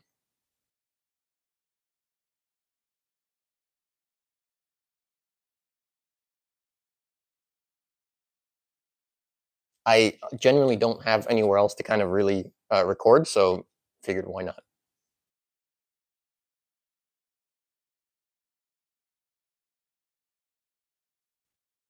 There we go. All right. David has 1 million feathers. All right, rolling. 17. Derek, yes, you get one. And you're going to be getting... You're getting a Wrath. There we go. Speak of the devil. He is awesome. Awesome Warlord. And that art is so classic. It's so beautiful. I mean, it's one of the best. Just Lynn Hunter. I believe she actually lives in Florida. Yeah, she's amazing. I'm so glad that she's bringing more art to Warlord. So yeah, just send me your address and I'll get that out to you, Derek. And next roll, 2. I haven't rolled a 20 yet. Matthew Claw, there we go. Taking advantage of the fact that I'm shipping overseas, might as well ship more than one. You're getting a Lasan Warbreaker.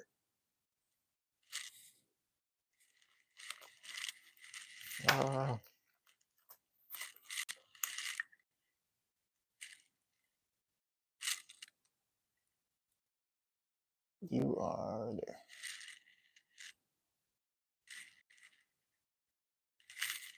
And one more.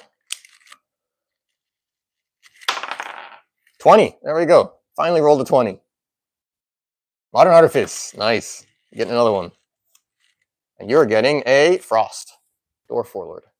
From the, was it the, I want to say Christmas, but it's not Christmas, it's the holiday season Warlords. Modern Artifice.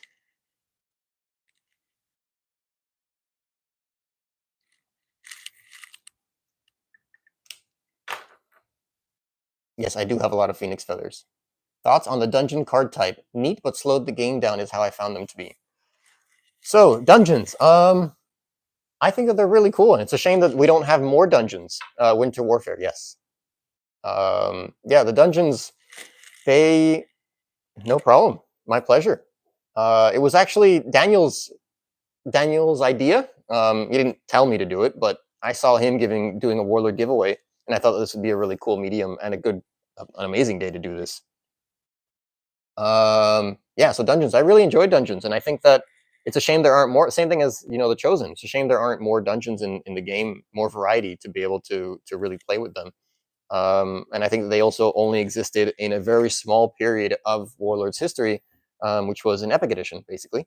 I don't know. I don't think they came out in like EE base set. I'm pretty sure it was in one of the later ones. So there's literally only like an hour. Sorry, an hour. Literally only about a year or two's worth of usage in the dungeons for dungeons, and now in Ancients. Thanks, Ramon, for tuning in. I think if you're in Spain, it's getting late over there. See you in the next time. But yeah, so I really hope that they do introduce dungeons at some point. They also had battlefields, which is kind of the same idea, but there's only one of them that I'm aware of, and it was for a Medusan Lord, and so obviously that doesn't really count for general play. But the idea of we're doing a battle, it's one warlord against the other, and giant fights and everything, and it's epic, and obviously it's happening somewhere, and so it's really cool if they would be able to create a physical representation of where those battles happen. Michael mentions, I doubt anything from Phoenix Interactive will make it into 5th edition. I actually think that that's might be wrong. And I basically, with the AMA that the guys did was that they mentioned that AEG was not able to transfer them any images of art. So they're going to have a really hard time reprinting anything that was produced by AEG. Not only that, AEG produced cards from 2001 to 2007, so that's like 15 to 20 something years ago. And so the rights for the art for those cards has expired. Apparently, all the rights were between 5 and 10-year contracts. And so if Kingswood Games wants to renew and reprint these cards, they need to get the rights for the cards. And so there's a double hill to climb to be able to reprint some of those older cards. I know that there was a huge drama during 4th edition so 4th edition had a special set called the 10th anniversary set, 10th anniversary open set or something. It was 10 AORs, AORS. And it was 110 cards, so it was a lot like this Box of Greed that we're getting. And it was just reprints, and it was a bunch of reprints that were supposed to be to help people get into, open. Ancients didn't really exist at the time.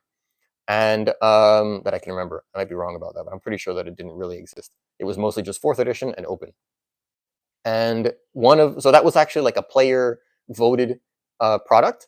And one of the big like uproars among the community was that I know that they wanted Terror Shard, the level 7 dragon that destroys items. He's super powerful, does 2 wounds with every hit. They wanted him to be included. And the Phoenix Interactive mentioned that they could not get the art for that dragon. So even back then, so we're talking like 2010, 2011, even back then, art was difficult to acquire. And it was a whole nother world back then, especially like 2001 to 2007 when AEG was running Warlord. I mean, the iPhone didn't exist yet, right? I think the iPhone came out in maybe just the very end. The iPhone came out in 2007 or something. But anyway, whole other world. So Modern Artifice mentions that instead we got Supremacist, which is also a great include. But people were really angry. I remember it was a huge drama. People were really angry that Terror Shard wasn't included. And there were a few other cards that they weren't able to include. So the whole point of this conversation, roundabout way, was to say that I do think that they will actually they're going to be more prone or more able to reprint things from Phoenix Interactive versus anything from AEG. It's just because maybe there are files that exist from that I want to say epoca, that time period of production. Where in Florida, Geeky, that's where I used to play. Where I grew up in Miami, so I used to play a lot in Miami. Roll numbers, guys. I forgot about that. We all forgot. I'm getting into the conversation. For 1 through 20, guys. Let's see. So Nix asks, question, I remember back in the day that someone had mentioned that either it was a specific Medusan Lord or all Medusan Lords used D30s. Was this correct or told wrong? So that is correct in the sense that there was a specific Medusan Lord. I think it was a joke or something. I think there might have been both Medusan Lords, one where they rolled a D30, and I think there was a Medusan Lord that rolled 2 D20s or something like that. Obviously, the die is like our bane. Whenever it's like the most critical moment, it's so common to roll a 1. I was mentioning actually with somebody what was this card? Destroy an item from, it's a level 1 rogue action. Level 1 destroy an item. Come on. Basically, if you rolled a 1, you died, and nobody plays that anymore because I think there's a better version of the card. In Raylor, that doesn't happen because obviously a 1 is a critical success. But let's see, action level 1 rogue text item. Nimble Fingers. There we go. Nimble Fingers. So yeah, that was a meme. Way back when yeah, lots of rogues. I remember tons of times where people would be like, "No, you rolled a 1 on a Nimble Fingers to get rid of Annandale's armor or Brunter's helm off of a Zod or something to be able to win the game," and they would basically kill themselves. So yeah, so there were lots of Medusan Lords that messed with the dice in order to try and have a much stronger. Geeky Artificer mentioned that. Yes, it was Nimble Fingers. Yeah, that was such a classic moment. What is your opinion on devs? You haven't mentioned them at all yet. Devs. I'm a huge fan of Paladins. I love Paladins.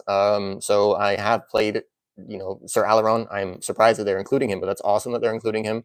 I'm looking forward to see if I know that. What's his name? Hold on.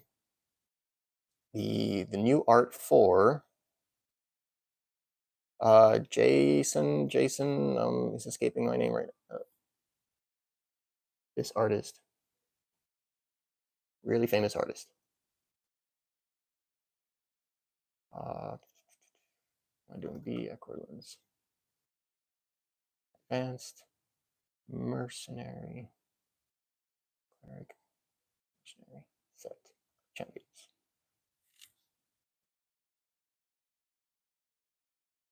Jason Engel. Jason Engel. So he redid Tavis Jape for the Kickstarter. And I believe yes, thank you, Geeky Artificer. You seem to know all this as well. He did the art for Sir Alaron as well. And so I'm looking forward to see if they're going to update the art, because he's one of my favorite, not so common warlords to play, but I do really, really like he just hits all those feel-good vibes for a great cavalry deck. So yes, I do love them. The other warlords I'm less personally keen on. The Chosen, the Deverines are very slippery. So like Gednuri is getting the reprint, so everyone's super happy about that too with the new MRP to get back to what it used to be. Yeah, it was he got nerfed hard, and so it's nice that people are getting him back.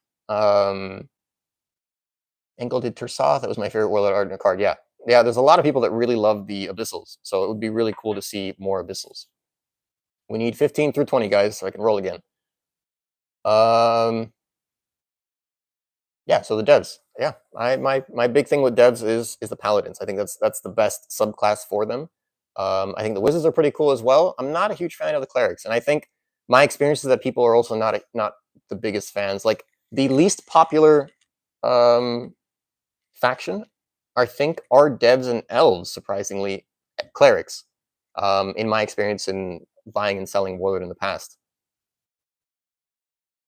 The Griffin and Mazir, yes, the Griffin and Mazir has definitely won many people games for not falling forward spent. Michael, I need 18 through 20.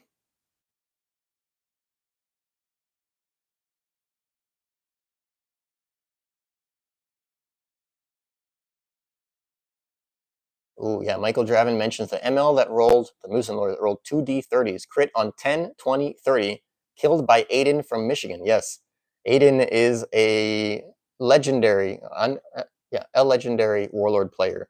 He took down, I don't know, 2 or 3 at least Medusan Lords. It's crazy to me because Medusan Lords are insane powerful, and like you have to go there with that specific goal in mind of testing out decks to really find the perfect combination and perfect moment to be able to take down a Medusan Lord. I don't think I could ever do that.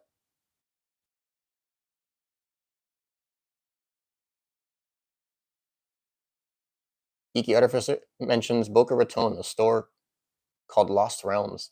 Yeah, that might have actually been the store where I won the sword, because that rings a bell, and it was in Boca. It was I know they called it a sword tournament, but it was like a good and evil campaign thing. They did it all over the U.S. They did like 30. It was like a road trip or something, I think, with 4 or 5 guys, and they did it. Yeah, they did it everywhere.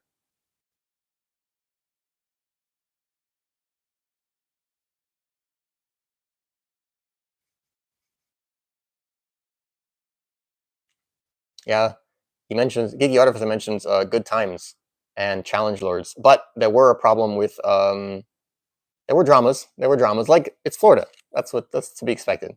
So they can't reprint the old AG cards with new art. I believe that is the main goal, is that they will be reprinting old cards with new art, specifically because of the fact that they can't get they don't have access to all of the old art. I know that the guys behind the Kickstarter are doing a they're making a concerted effort to get in touch with all of the previous, or as many previous artists as possible. But it's really hard, and they don't have that contact info, and some artists are just impossible to find online, or might not be working, and unfortunately, a few of them have already passed, like William O'Connor. And his estate hasn't been solved yet. I don't know what the proper terminology is there, but as far as I'm aware, I don't think anybody can really print his art at the moment.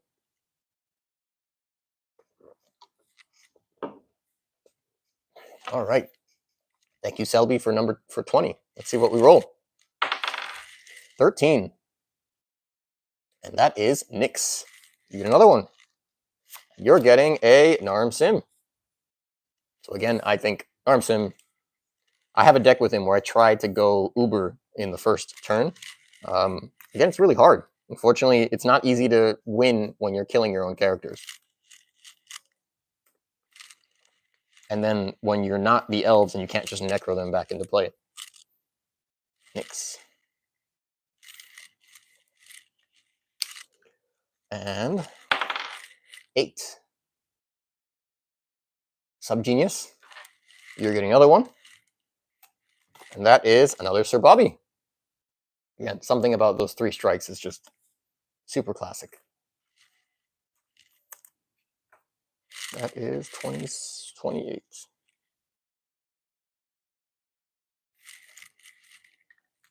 All right, one more. 3. Joshua Kolb. And you're getting a Korios Bodak. There we go. He's really good as well.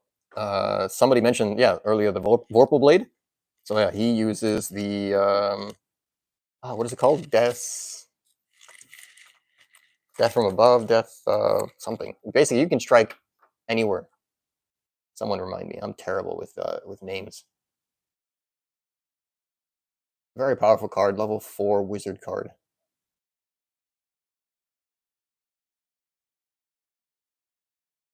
Level 4 wizard.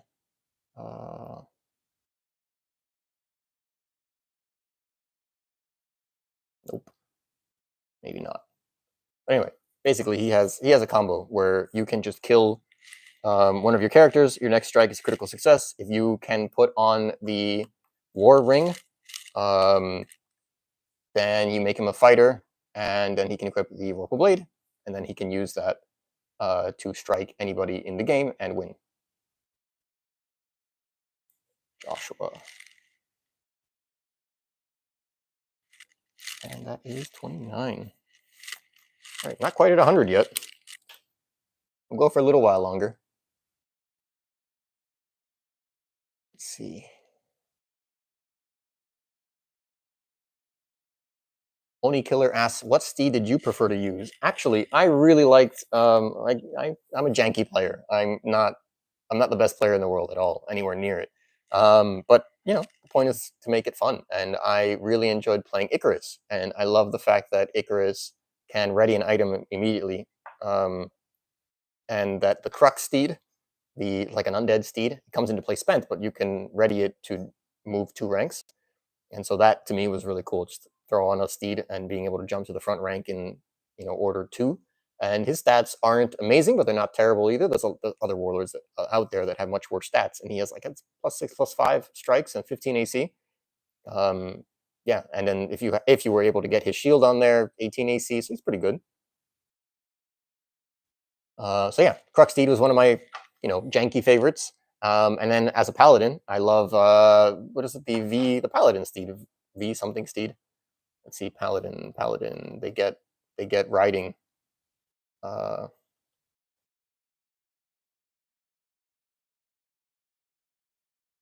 Verdathamount. There we go. Blanking. Yeah, Verdathamount was really good. Fellblow, yes. Thank you, Joshua. Fellblow is the card, the combo for Korios. That was 3 rolls, right? Yeah.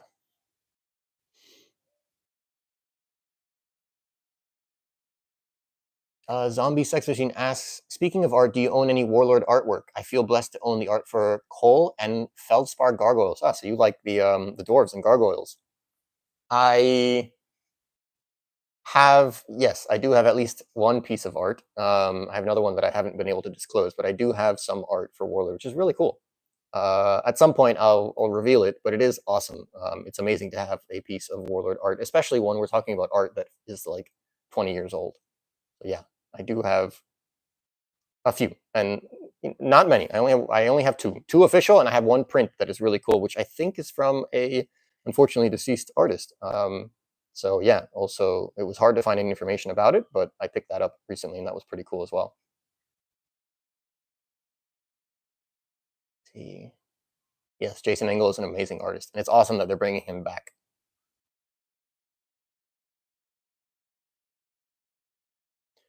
Geeky Artificer asks, some very obscure lore about Warlord that you may or may not know. If you remember the set Call to Arms, my friend created Shield Wall Knight in the card submission. Yes. So for those that don't know, Call to Arms was actually two sets. It was that big. If I remember correctly, I don't know if it's 150 cards per set or 300 per set. But it was basically two sets, and one set was Fighter, I want to say Fighter Rogue, and the other set was Wizard Cleric.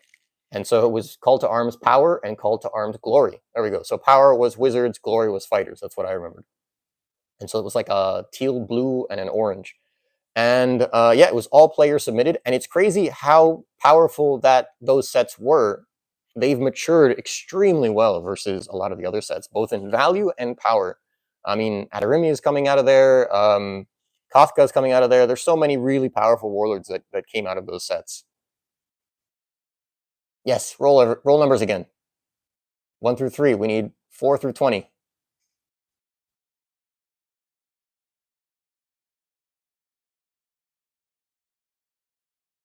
And you also mentioned, exactly, you mentioned that your friend designed Shield Wall Knight, which is actually, I really like the art of that card. That's an art that I would really not mind having. But yeah, so Adarimi was a player submitted design by this guy that I know, Adam. Hayden killed 3 Medusan Lords and then got his own Medusan Lord that never died. What was his Medusan Lord? Was it one of the Illusionist guys from 4th edition? Why did they redo the art on Tavis Jape? Because they lost the rights, or to have a new pose alt art? Walter asks. So they didn't intend to redo the art. Jason Engel redid the art because apparently the story was the art was meant to be for a lower level character and not a warlord itself. And so he, as an artist, felt that the art wasn't good enough for a warlord, especially not a warlord of that magnitude, because Tavis Jape is so strong. And so when they reached out to him to try and reuse the art for a reprint, he not only had it, but he also said that he would retouch it, knowing now what it represented. And so they were excited to include that in the Box of Greed. Who slayed Masticus Adrude? I don't know specifically. There is a reference thing from, let me check. Saga, I think it's in Saga of the Storm. Let's see, resources. Medusan Lords. I'll link that below in a sec.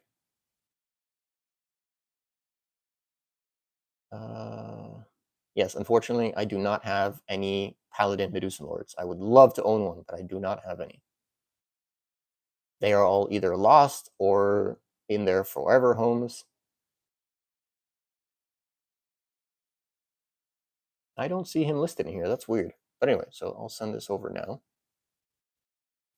So there's a link to all of the Medusan Lords, or most of them. I need 17 through 20, guys.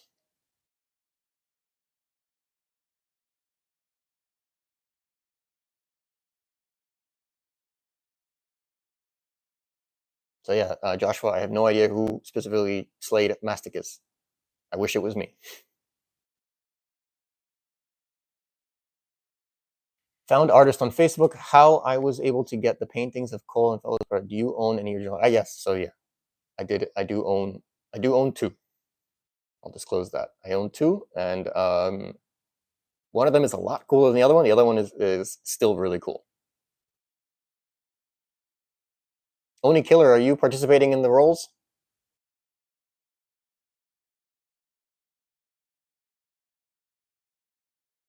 There you go. Good job, Oni. 19. I hope I roll 19. Let's see. Update on the Kickstarter's current USD pledge. 177,000.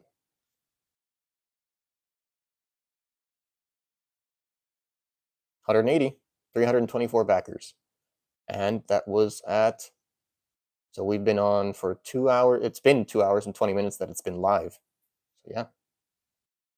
That's awesome. They've done really well. It's almost 5 times their minimum in less than 6 hours. That's amazing. Are we?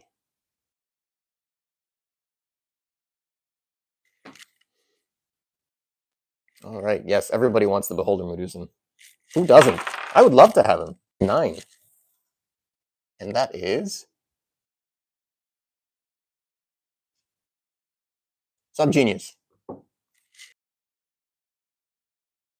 He... The classic art, but still William O'Connor art. It's great he did 2 different ones. So that is 30...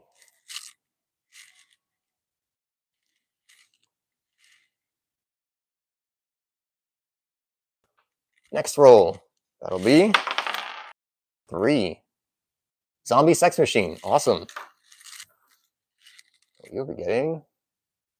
What faction do you like, Zombie? Surely you like elves. You're getting a Sir Robert. There are 3 versions of Sir Robert out. This is the original one. This is 31. Zombie. Email me your address, please, and I'll get that to you. And one more roll. Come on, Oni Killer. It's your time to shine. No, Gene, 7. Gene, you're getting another one. Let's see, what are you getting? You are getting a Lady of Mercy. I do like the art on this. I think she's really cool. And super janky again. I think I posted about her recently, and I found some really awesome combos with her. All right, Gene.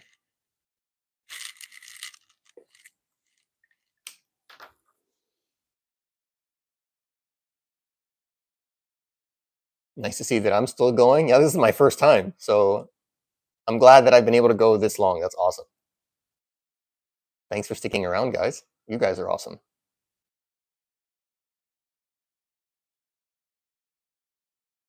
Let's see. Start numbers again. Start numbers again, guys. Matthew, next number. We'll do one more.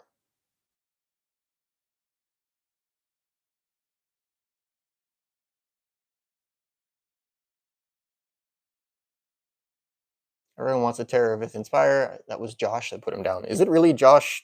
Josh? Like Kingswood Josh?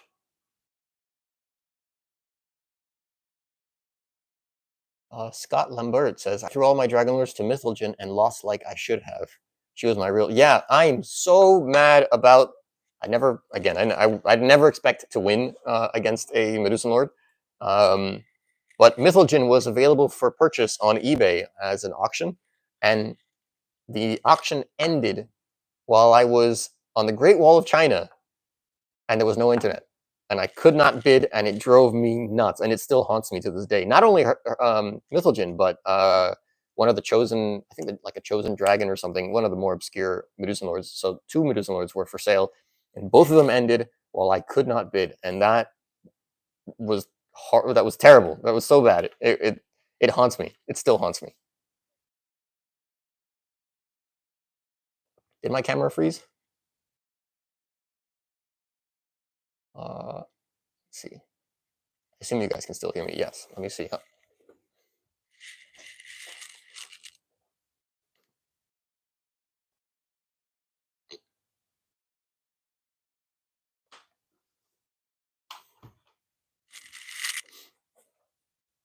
Yeah. All right. Camera should be unfrozen. Yeah. I got the warning for battery life. Unfortunately, the mic is like a plug-in to where you plug the phone in. So it's nice to know that the phone has lasted this long. I really didn't expect it I was worried. But it's awesome that it's lasted. I think we've been going for more than 2 hours, which is amazing. Yeah, so Mythilgin. Yes, she's a sore, very, very sore subject for me. I could have never possibly imagined to beat her, but winning her at the auction, I expected, I hoped, and you know, everybody wishes they can win her. Dev store is cool.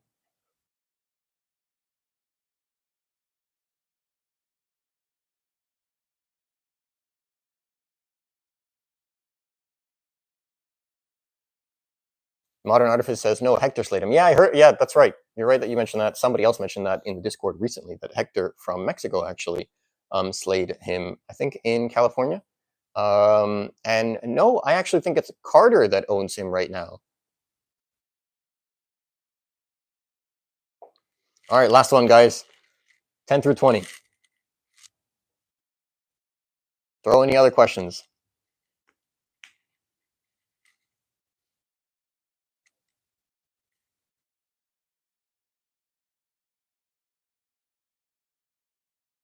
No, I need 12 through 20. So 13 through 20 now, guys. It's basically the first person that uses the number in the correct order is the person that gets that number assigned. So if 3 people say 12, then the first person that used 12 is the person that gets 12. Oh, really? He does pins for that? That's awesome. So I got, that's another funny story. I got Carter as my Secret Santa a year or 2 ago. And I was like, oh man, like, what could Carter possibly want? He has, at that point, he had one of the biggest collections in the world. And it's like, I mean, obviously Secret Santa is really cool. You want to give people cards that they're going to enjoy. And I knew that the lore behind him was using the pimp hat. And so I was able to get a couple of pretty commonly used cards, helms, modified with pimp hat art on them. And I sent that to him, and I hope he enjoyed that. That was pretty cool. All right. So, all right, we've got the numbers. Last one. Let's do a few more rolls. Let's go to 40. So let's do 8 rolls. No, okay, so then we'll do one more after this. We'll do 4 rolls on this one and 4 on the other one. Otherwise, I'll repeat too many. All right, so roll 1, 17. Matthew again. Awesome. I hope you have to get a different one. We can't get you the same ones. There are 27, 28 different warlords here, so you should be getting a different one. There we go. Colivan. Yeah, druid. He's strange. The fact that he's a druid makes him pretty powerful, but his ability of creating pet tokens is strange. It's just not something that we see very often in Warlord, but it's pretty cool. So there you go. Congratulations. You are okay, Matthew. Let's see. Again, doing multiple things at the same time is not my strong point. 33. That's Crow. All right, next. That was number 1. Roll number 2, 18. Oni Killer, yay! You get one. And you're getting, let's see. You're getting a Slayer the Unkind, OG again. Awesome. Have you ever played before, Oni? You are number 30. Said that's 33, so 34. Oni, you need to send me your address. Send me your address via email. My email is in the description below. And 12. Who is number 12? SW, nice. Oh, never mind, sorry. That is my mistake. Matthew, you get another one. Oh, Matthew. I hope you pass these forward. Last and Warbreaker, another dwarf. That's okay, no one needs those. Don't throw them away. I know they're bad, but they're better than nothing, right? That is Matthew. And one more roll here. 11. Derek, nice. Getting another one, Derek. We'll do one more set, so I don't have to do 8 rolls on this one set. And so you are getting, Derek, you're getting a Colivan as well from the Winter Warfare. Derek, you are number 36.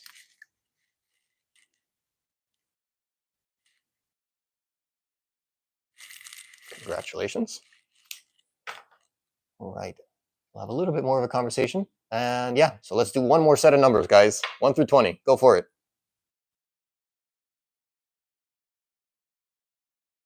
So yeah, the way the numbers work, sorry, yeah, WM3W. So the way it works is you have to say the number in order. So if I'm at 12 and you say 17, your 17 doesn't count. Your 17 has to come after the 16. That way we keep it kind of in order, because if it was just random, then it's gonna take me a while to figure out whose was the right number. So that's why basically just try to be quick with using consecutive numbers.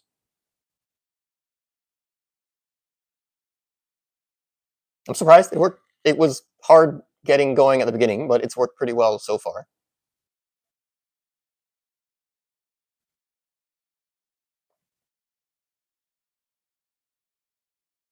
Zombie Sex Machine asks, why don't you like dwarves as much as the other factions? Not aggressive enough. Yeah, so dwarves are known for being stunties. They are super tough. They have lots of hit points. They have high AC. They are impossible to kill. They have lots of healing, lots of clerics.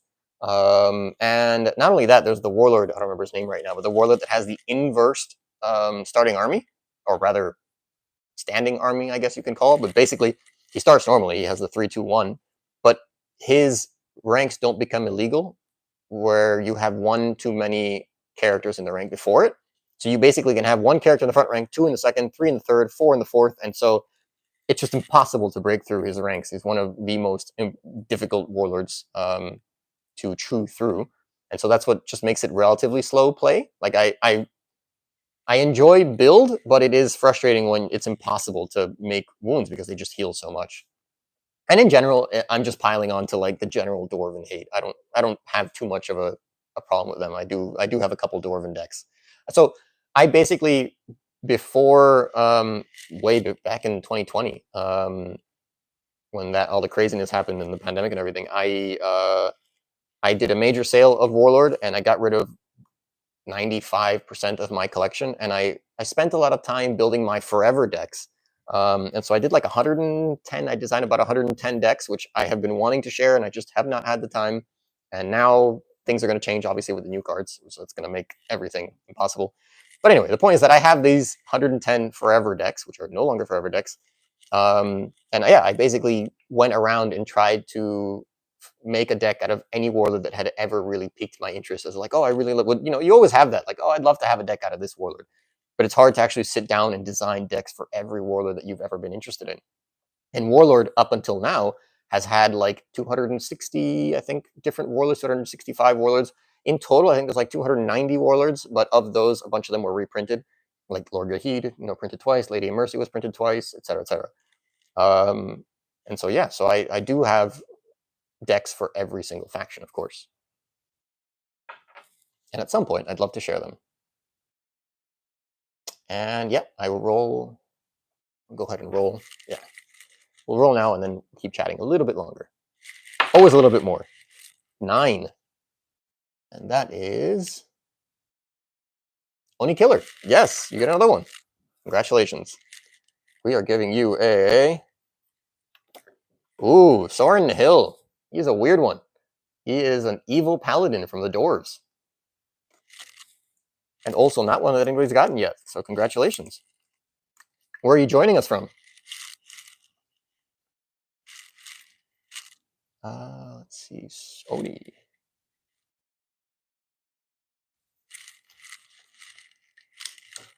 Next one. We got 3. 3 is Derek. Nice. 3 for 3. Getting a third warlord, Derek. And you're getting a Gothak from the Winter Warfare art version. Again, she's pretty cool. There's a minor change in her ability, which I think made her a little bit better in the new version. I think she was reprinted in Temple of War, if I remember correctly. Derek. But yeah, she's pretty cool as a range striker. Only one more time, no, two more times. Let's see. We're at 15. Number 15. Do-Ray Selby, nice. First one for you, Do-Ray. And you're going to be getting... You're getting Adonis the Cosner. Deverine from Eye of the Storm. Again, not available in any starter decks. There were no starter decks for that one set for whatever reason. There were only booster packs. So Do-Ray, you need to send me an email or message me if you have me somewhere, your address, and I will get that mailed out to you. One more roll. 14. Joshua Kolb. Sorry, Joshua. Nice. I think that might be your third one, right? And you're getting the Lady of Mercy. Again, super janky. 40. 40 Warlords. You are Joshua.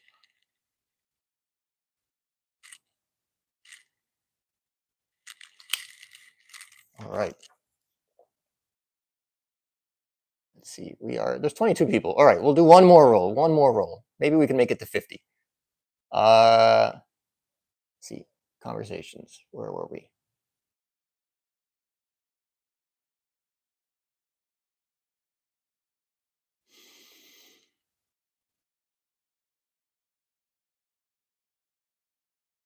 Tony says, I got to play against the Siege Overlord after a tournament and got blasted. Yes, the Siege Overlord was very difficult. Did my camera die? Yes, I think it might have died again.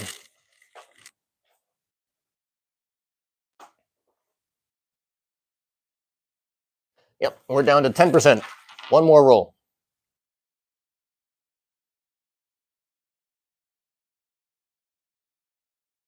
Yes, the Siege Master, what was his name? Kalden. Kalden was impossible to beat. The only way you could beat him was with this one level, one action, which was like monks and mentalists got a bonus to the roll equal to their skill or something like that. So basically, the Siege Master started in like rank 4 or 5 with a bunch of siege characters in the front, and it was impossible to chew through those. I think you had to beat him within like 2 or 3 turns or something. And so yeah, the only way to really hit him was basically janking it. You had to use that one action.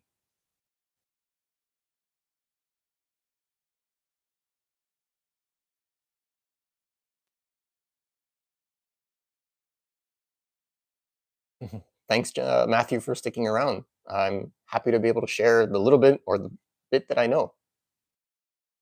A big enough community here in the city to get events going. Where are you in the world? 3W?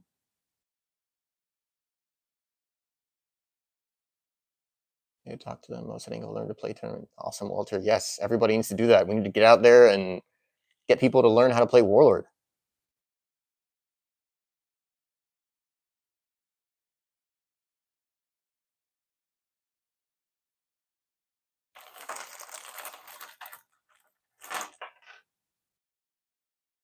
Should go again.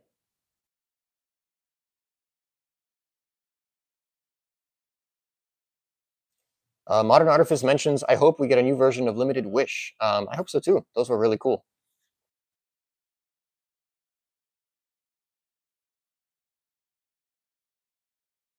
And there was there is rumor of a foil Limited Wish existing somewhere in the world.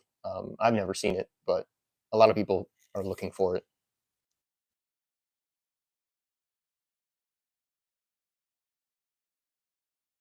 Yes, the art on Audiakar is amazing.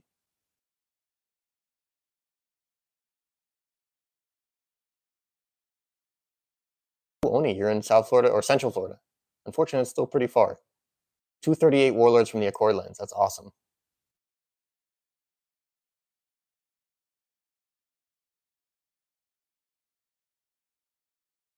Ever build an Aridun of the Stone deck? Really? Aridun of the Stone? But he's not a summoner, is he? Isn't he a cleric?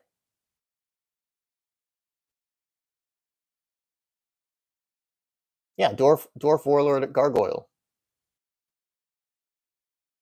I have not played him.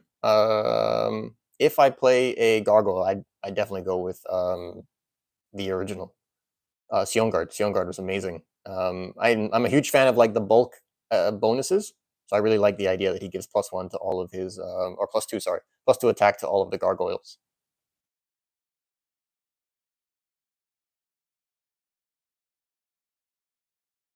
You're in Texas Panhandle. Okay, awesome. 6 players. Yeah, well, you know, the person that has the most Medusan Lords is rumored to be in Texas, so we all call him the Texas guy. I have no idea who he is, no idea what his name is, but apparently that's where most of the Medusans have gone to rest.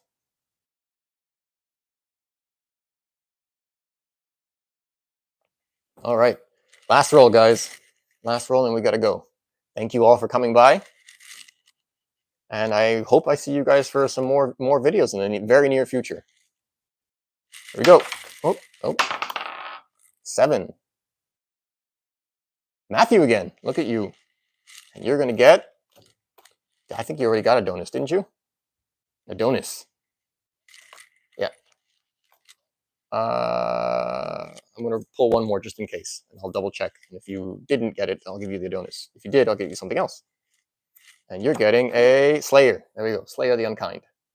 Deveranian it was meant to be.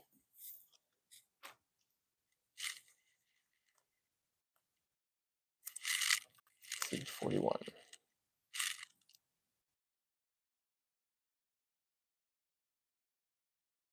Oh, wow. It's hilarious that so much information has come up in this chat. No, Nihil does not own all of the. Did he really? That's crazy. No, I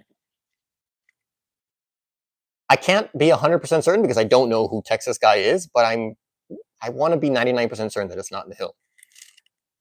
I know who he is. 7. I'm sorry, I'm getting sidetracked here. Matthew.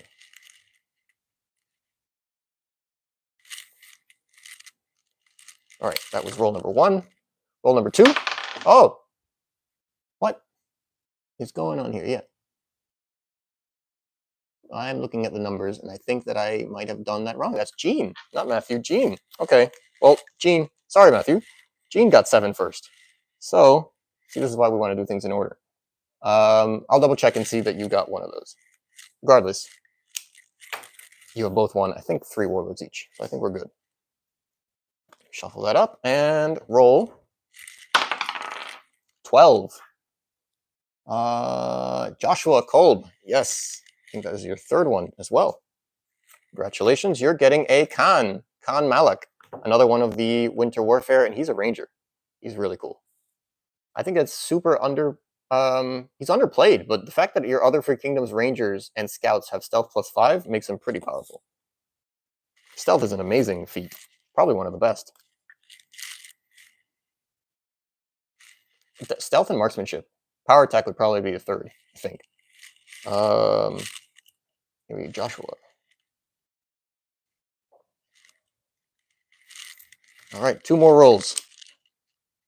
Come on. We have, all right, in order. We got 4. So Michael, yes, Michael Travin. Nice, you have not gotten one.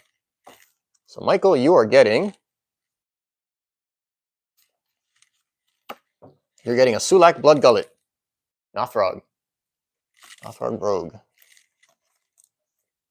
You need to send me an email or contact me via socials with your address, and I'll get this shipped out to you.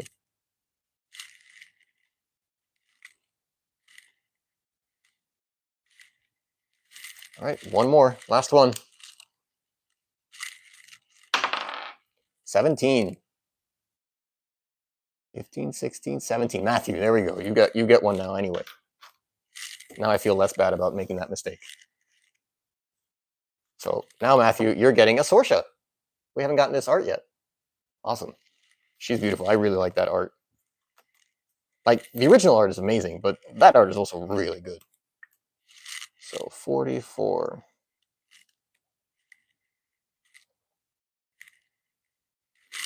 All right. Thank you guys all for playing. This was all kinds of fun. I'm glad it worked out so well. It's a shame we didn't get all the 100 gone, but I might do another one. We'll see. Stay tuned. I'm glad we did this.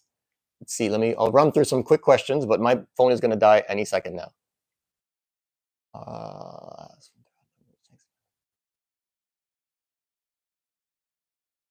Walter says he's going to put all his duplicates into a binder for new players. Yep, that's awesome.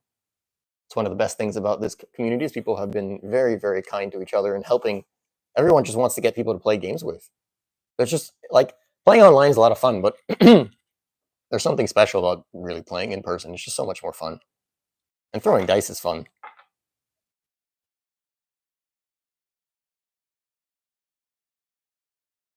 Yes, you can message me on Discord, Walter. My Discord is WarlordCardGamer.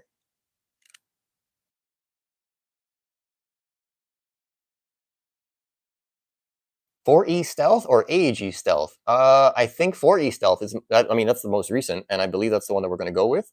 I think the only difference is that AEG stealth made it more complicated, where you could not do certain actions in the opposing army, and they have removed that. So right now, stealth is you can spend to move into the opposing army. Roll stealth check of 20 to see if you can make it into maneuver into your opposing first rank. You can do stealth to cancel an action once per turn whilst in your army, and then in an opposing army, you can stealth once per level of your character. My pleasure, Walter. Thank you for coming. When I pledged, they did not take my address. Yes, Essentials G, thanks for joining. I haven't seen your name earlier. So the way the Kickstarter works is that right now we're just pledging how much we're going to pay into the Kickstarter. The information for shipping and everything else comes afterwards. You don't even pay until the Kickstarter ends. So you have 30 days to actually pay. You can change your payment method and everything. I don't believe that affects your pledge at all. So yeah, shipping will be figured out once the Kickstarter has been completely funded. It's not officially funded until the 30 days are up. How do they know where to send product? Yeah, so exactly that they'll find that out later. They'll do that through the backer kit. The backer kit will they'll require your information, your address and everything, and they will allow you to buy extra product. 99% sure. Like again, I didn't read it, but I'm pretty sure that's what was discussed in previous interviews and stuff like that. Yeah, I sent a link earlier. I'll send it again. WarlordCards.com to find players near you. So everybody should be signing up to that to try and find players to play in-person games with. There you go. That's the link, everybody. Find players near you. Sign up there, and you'll be able to find other people near you.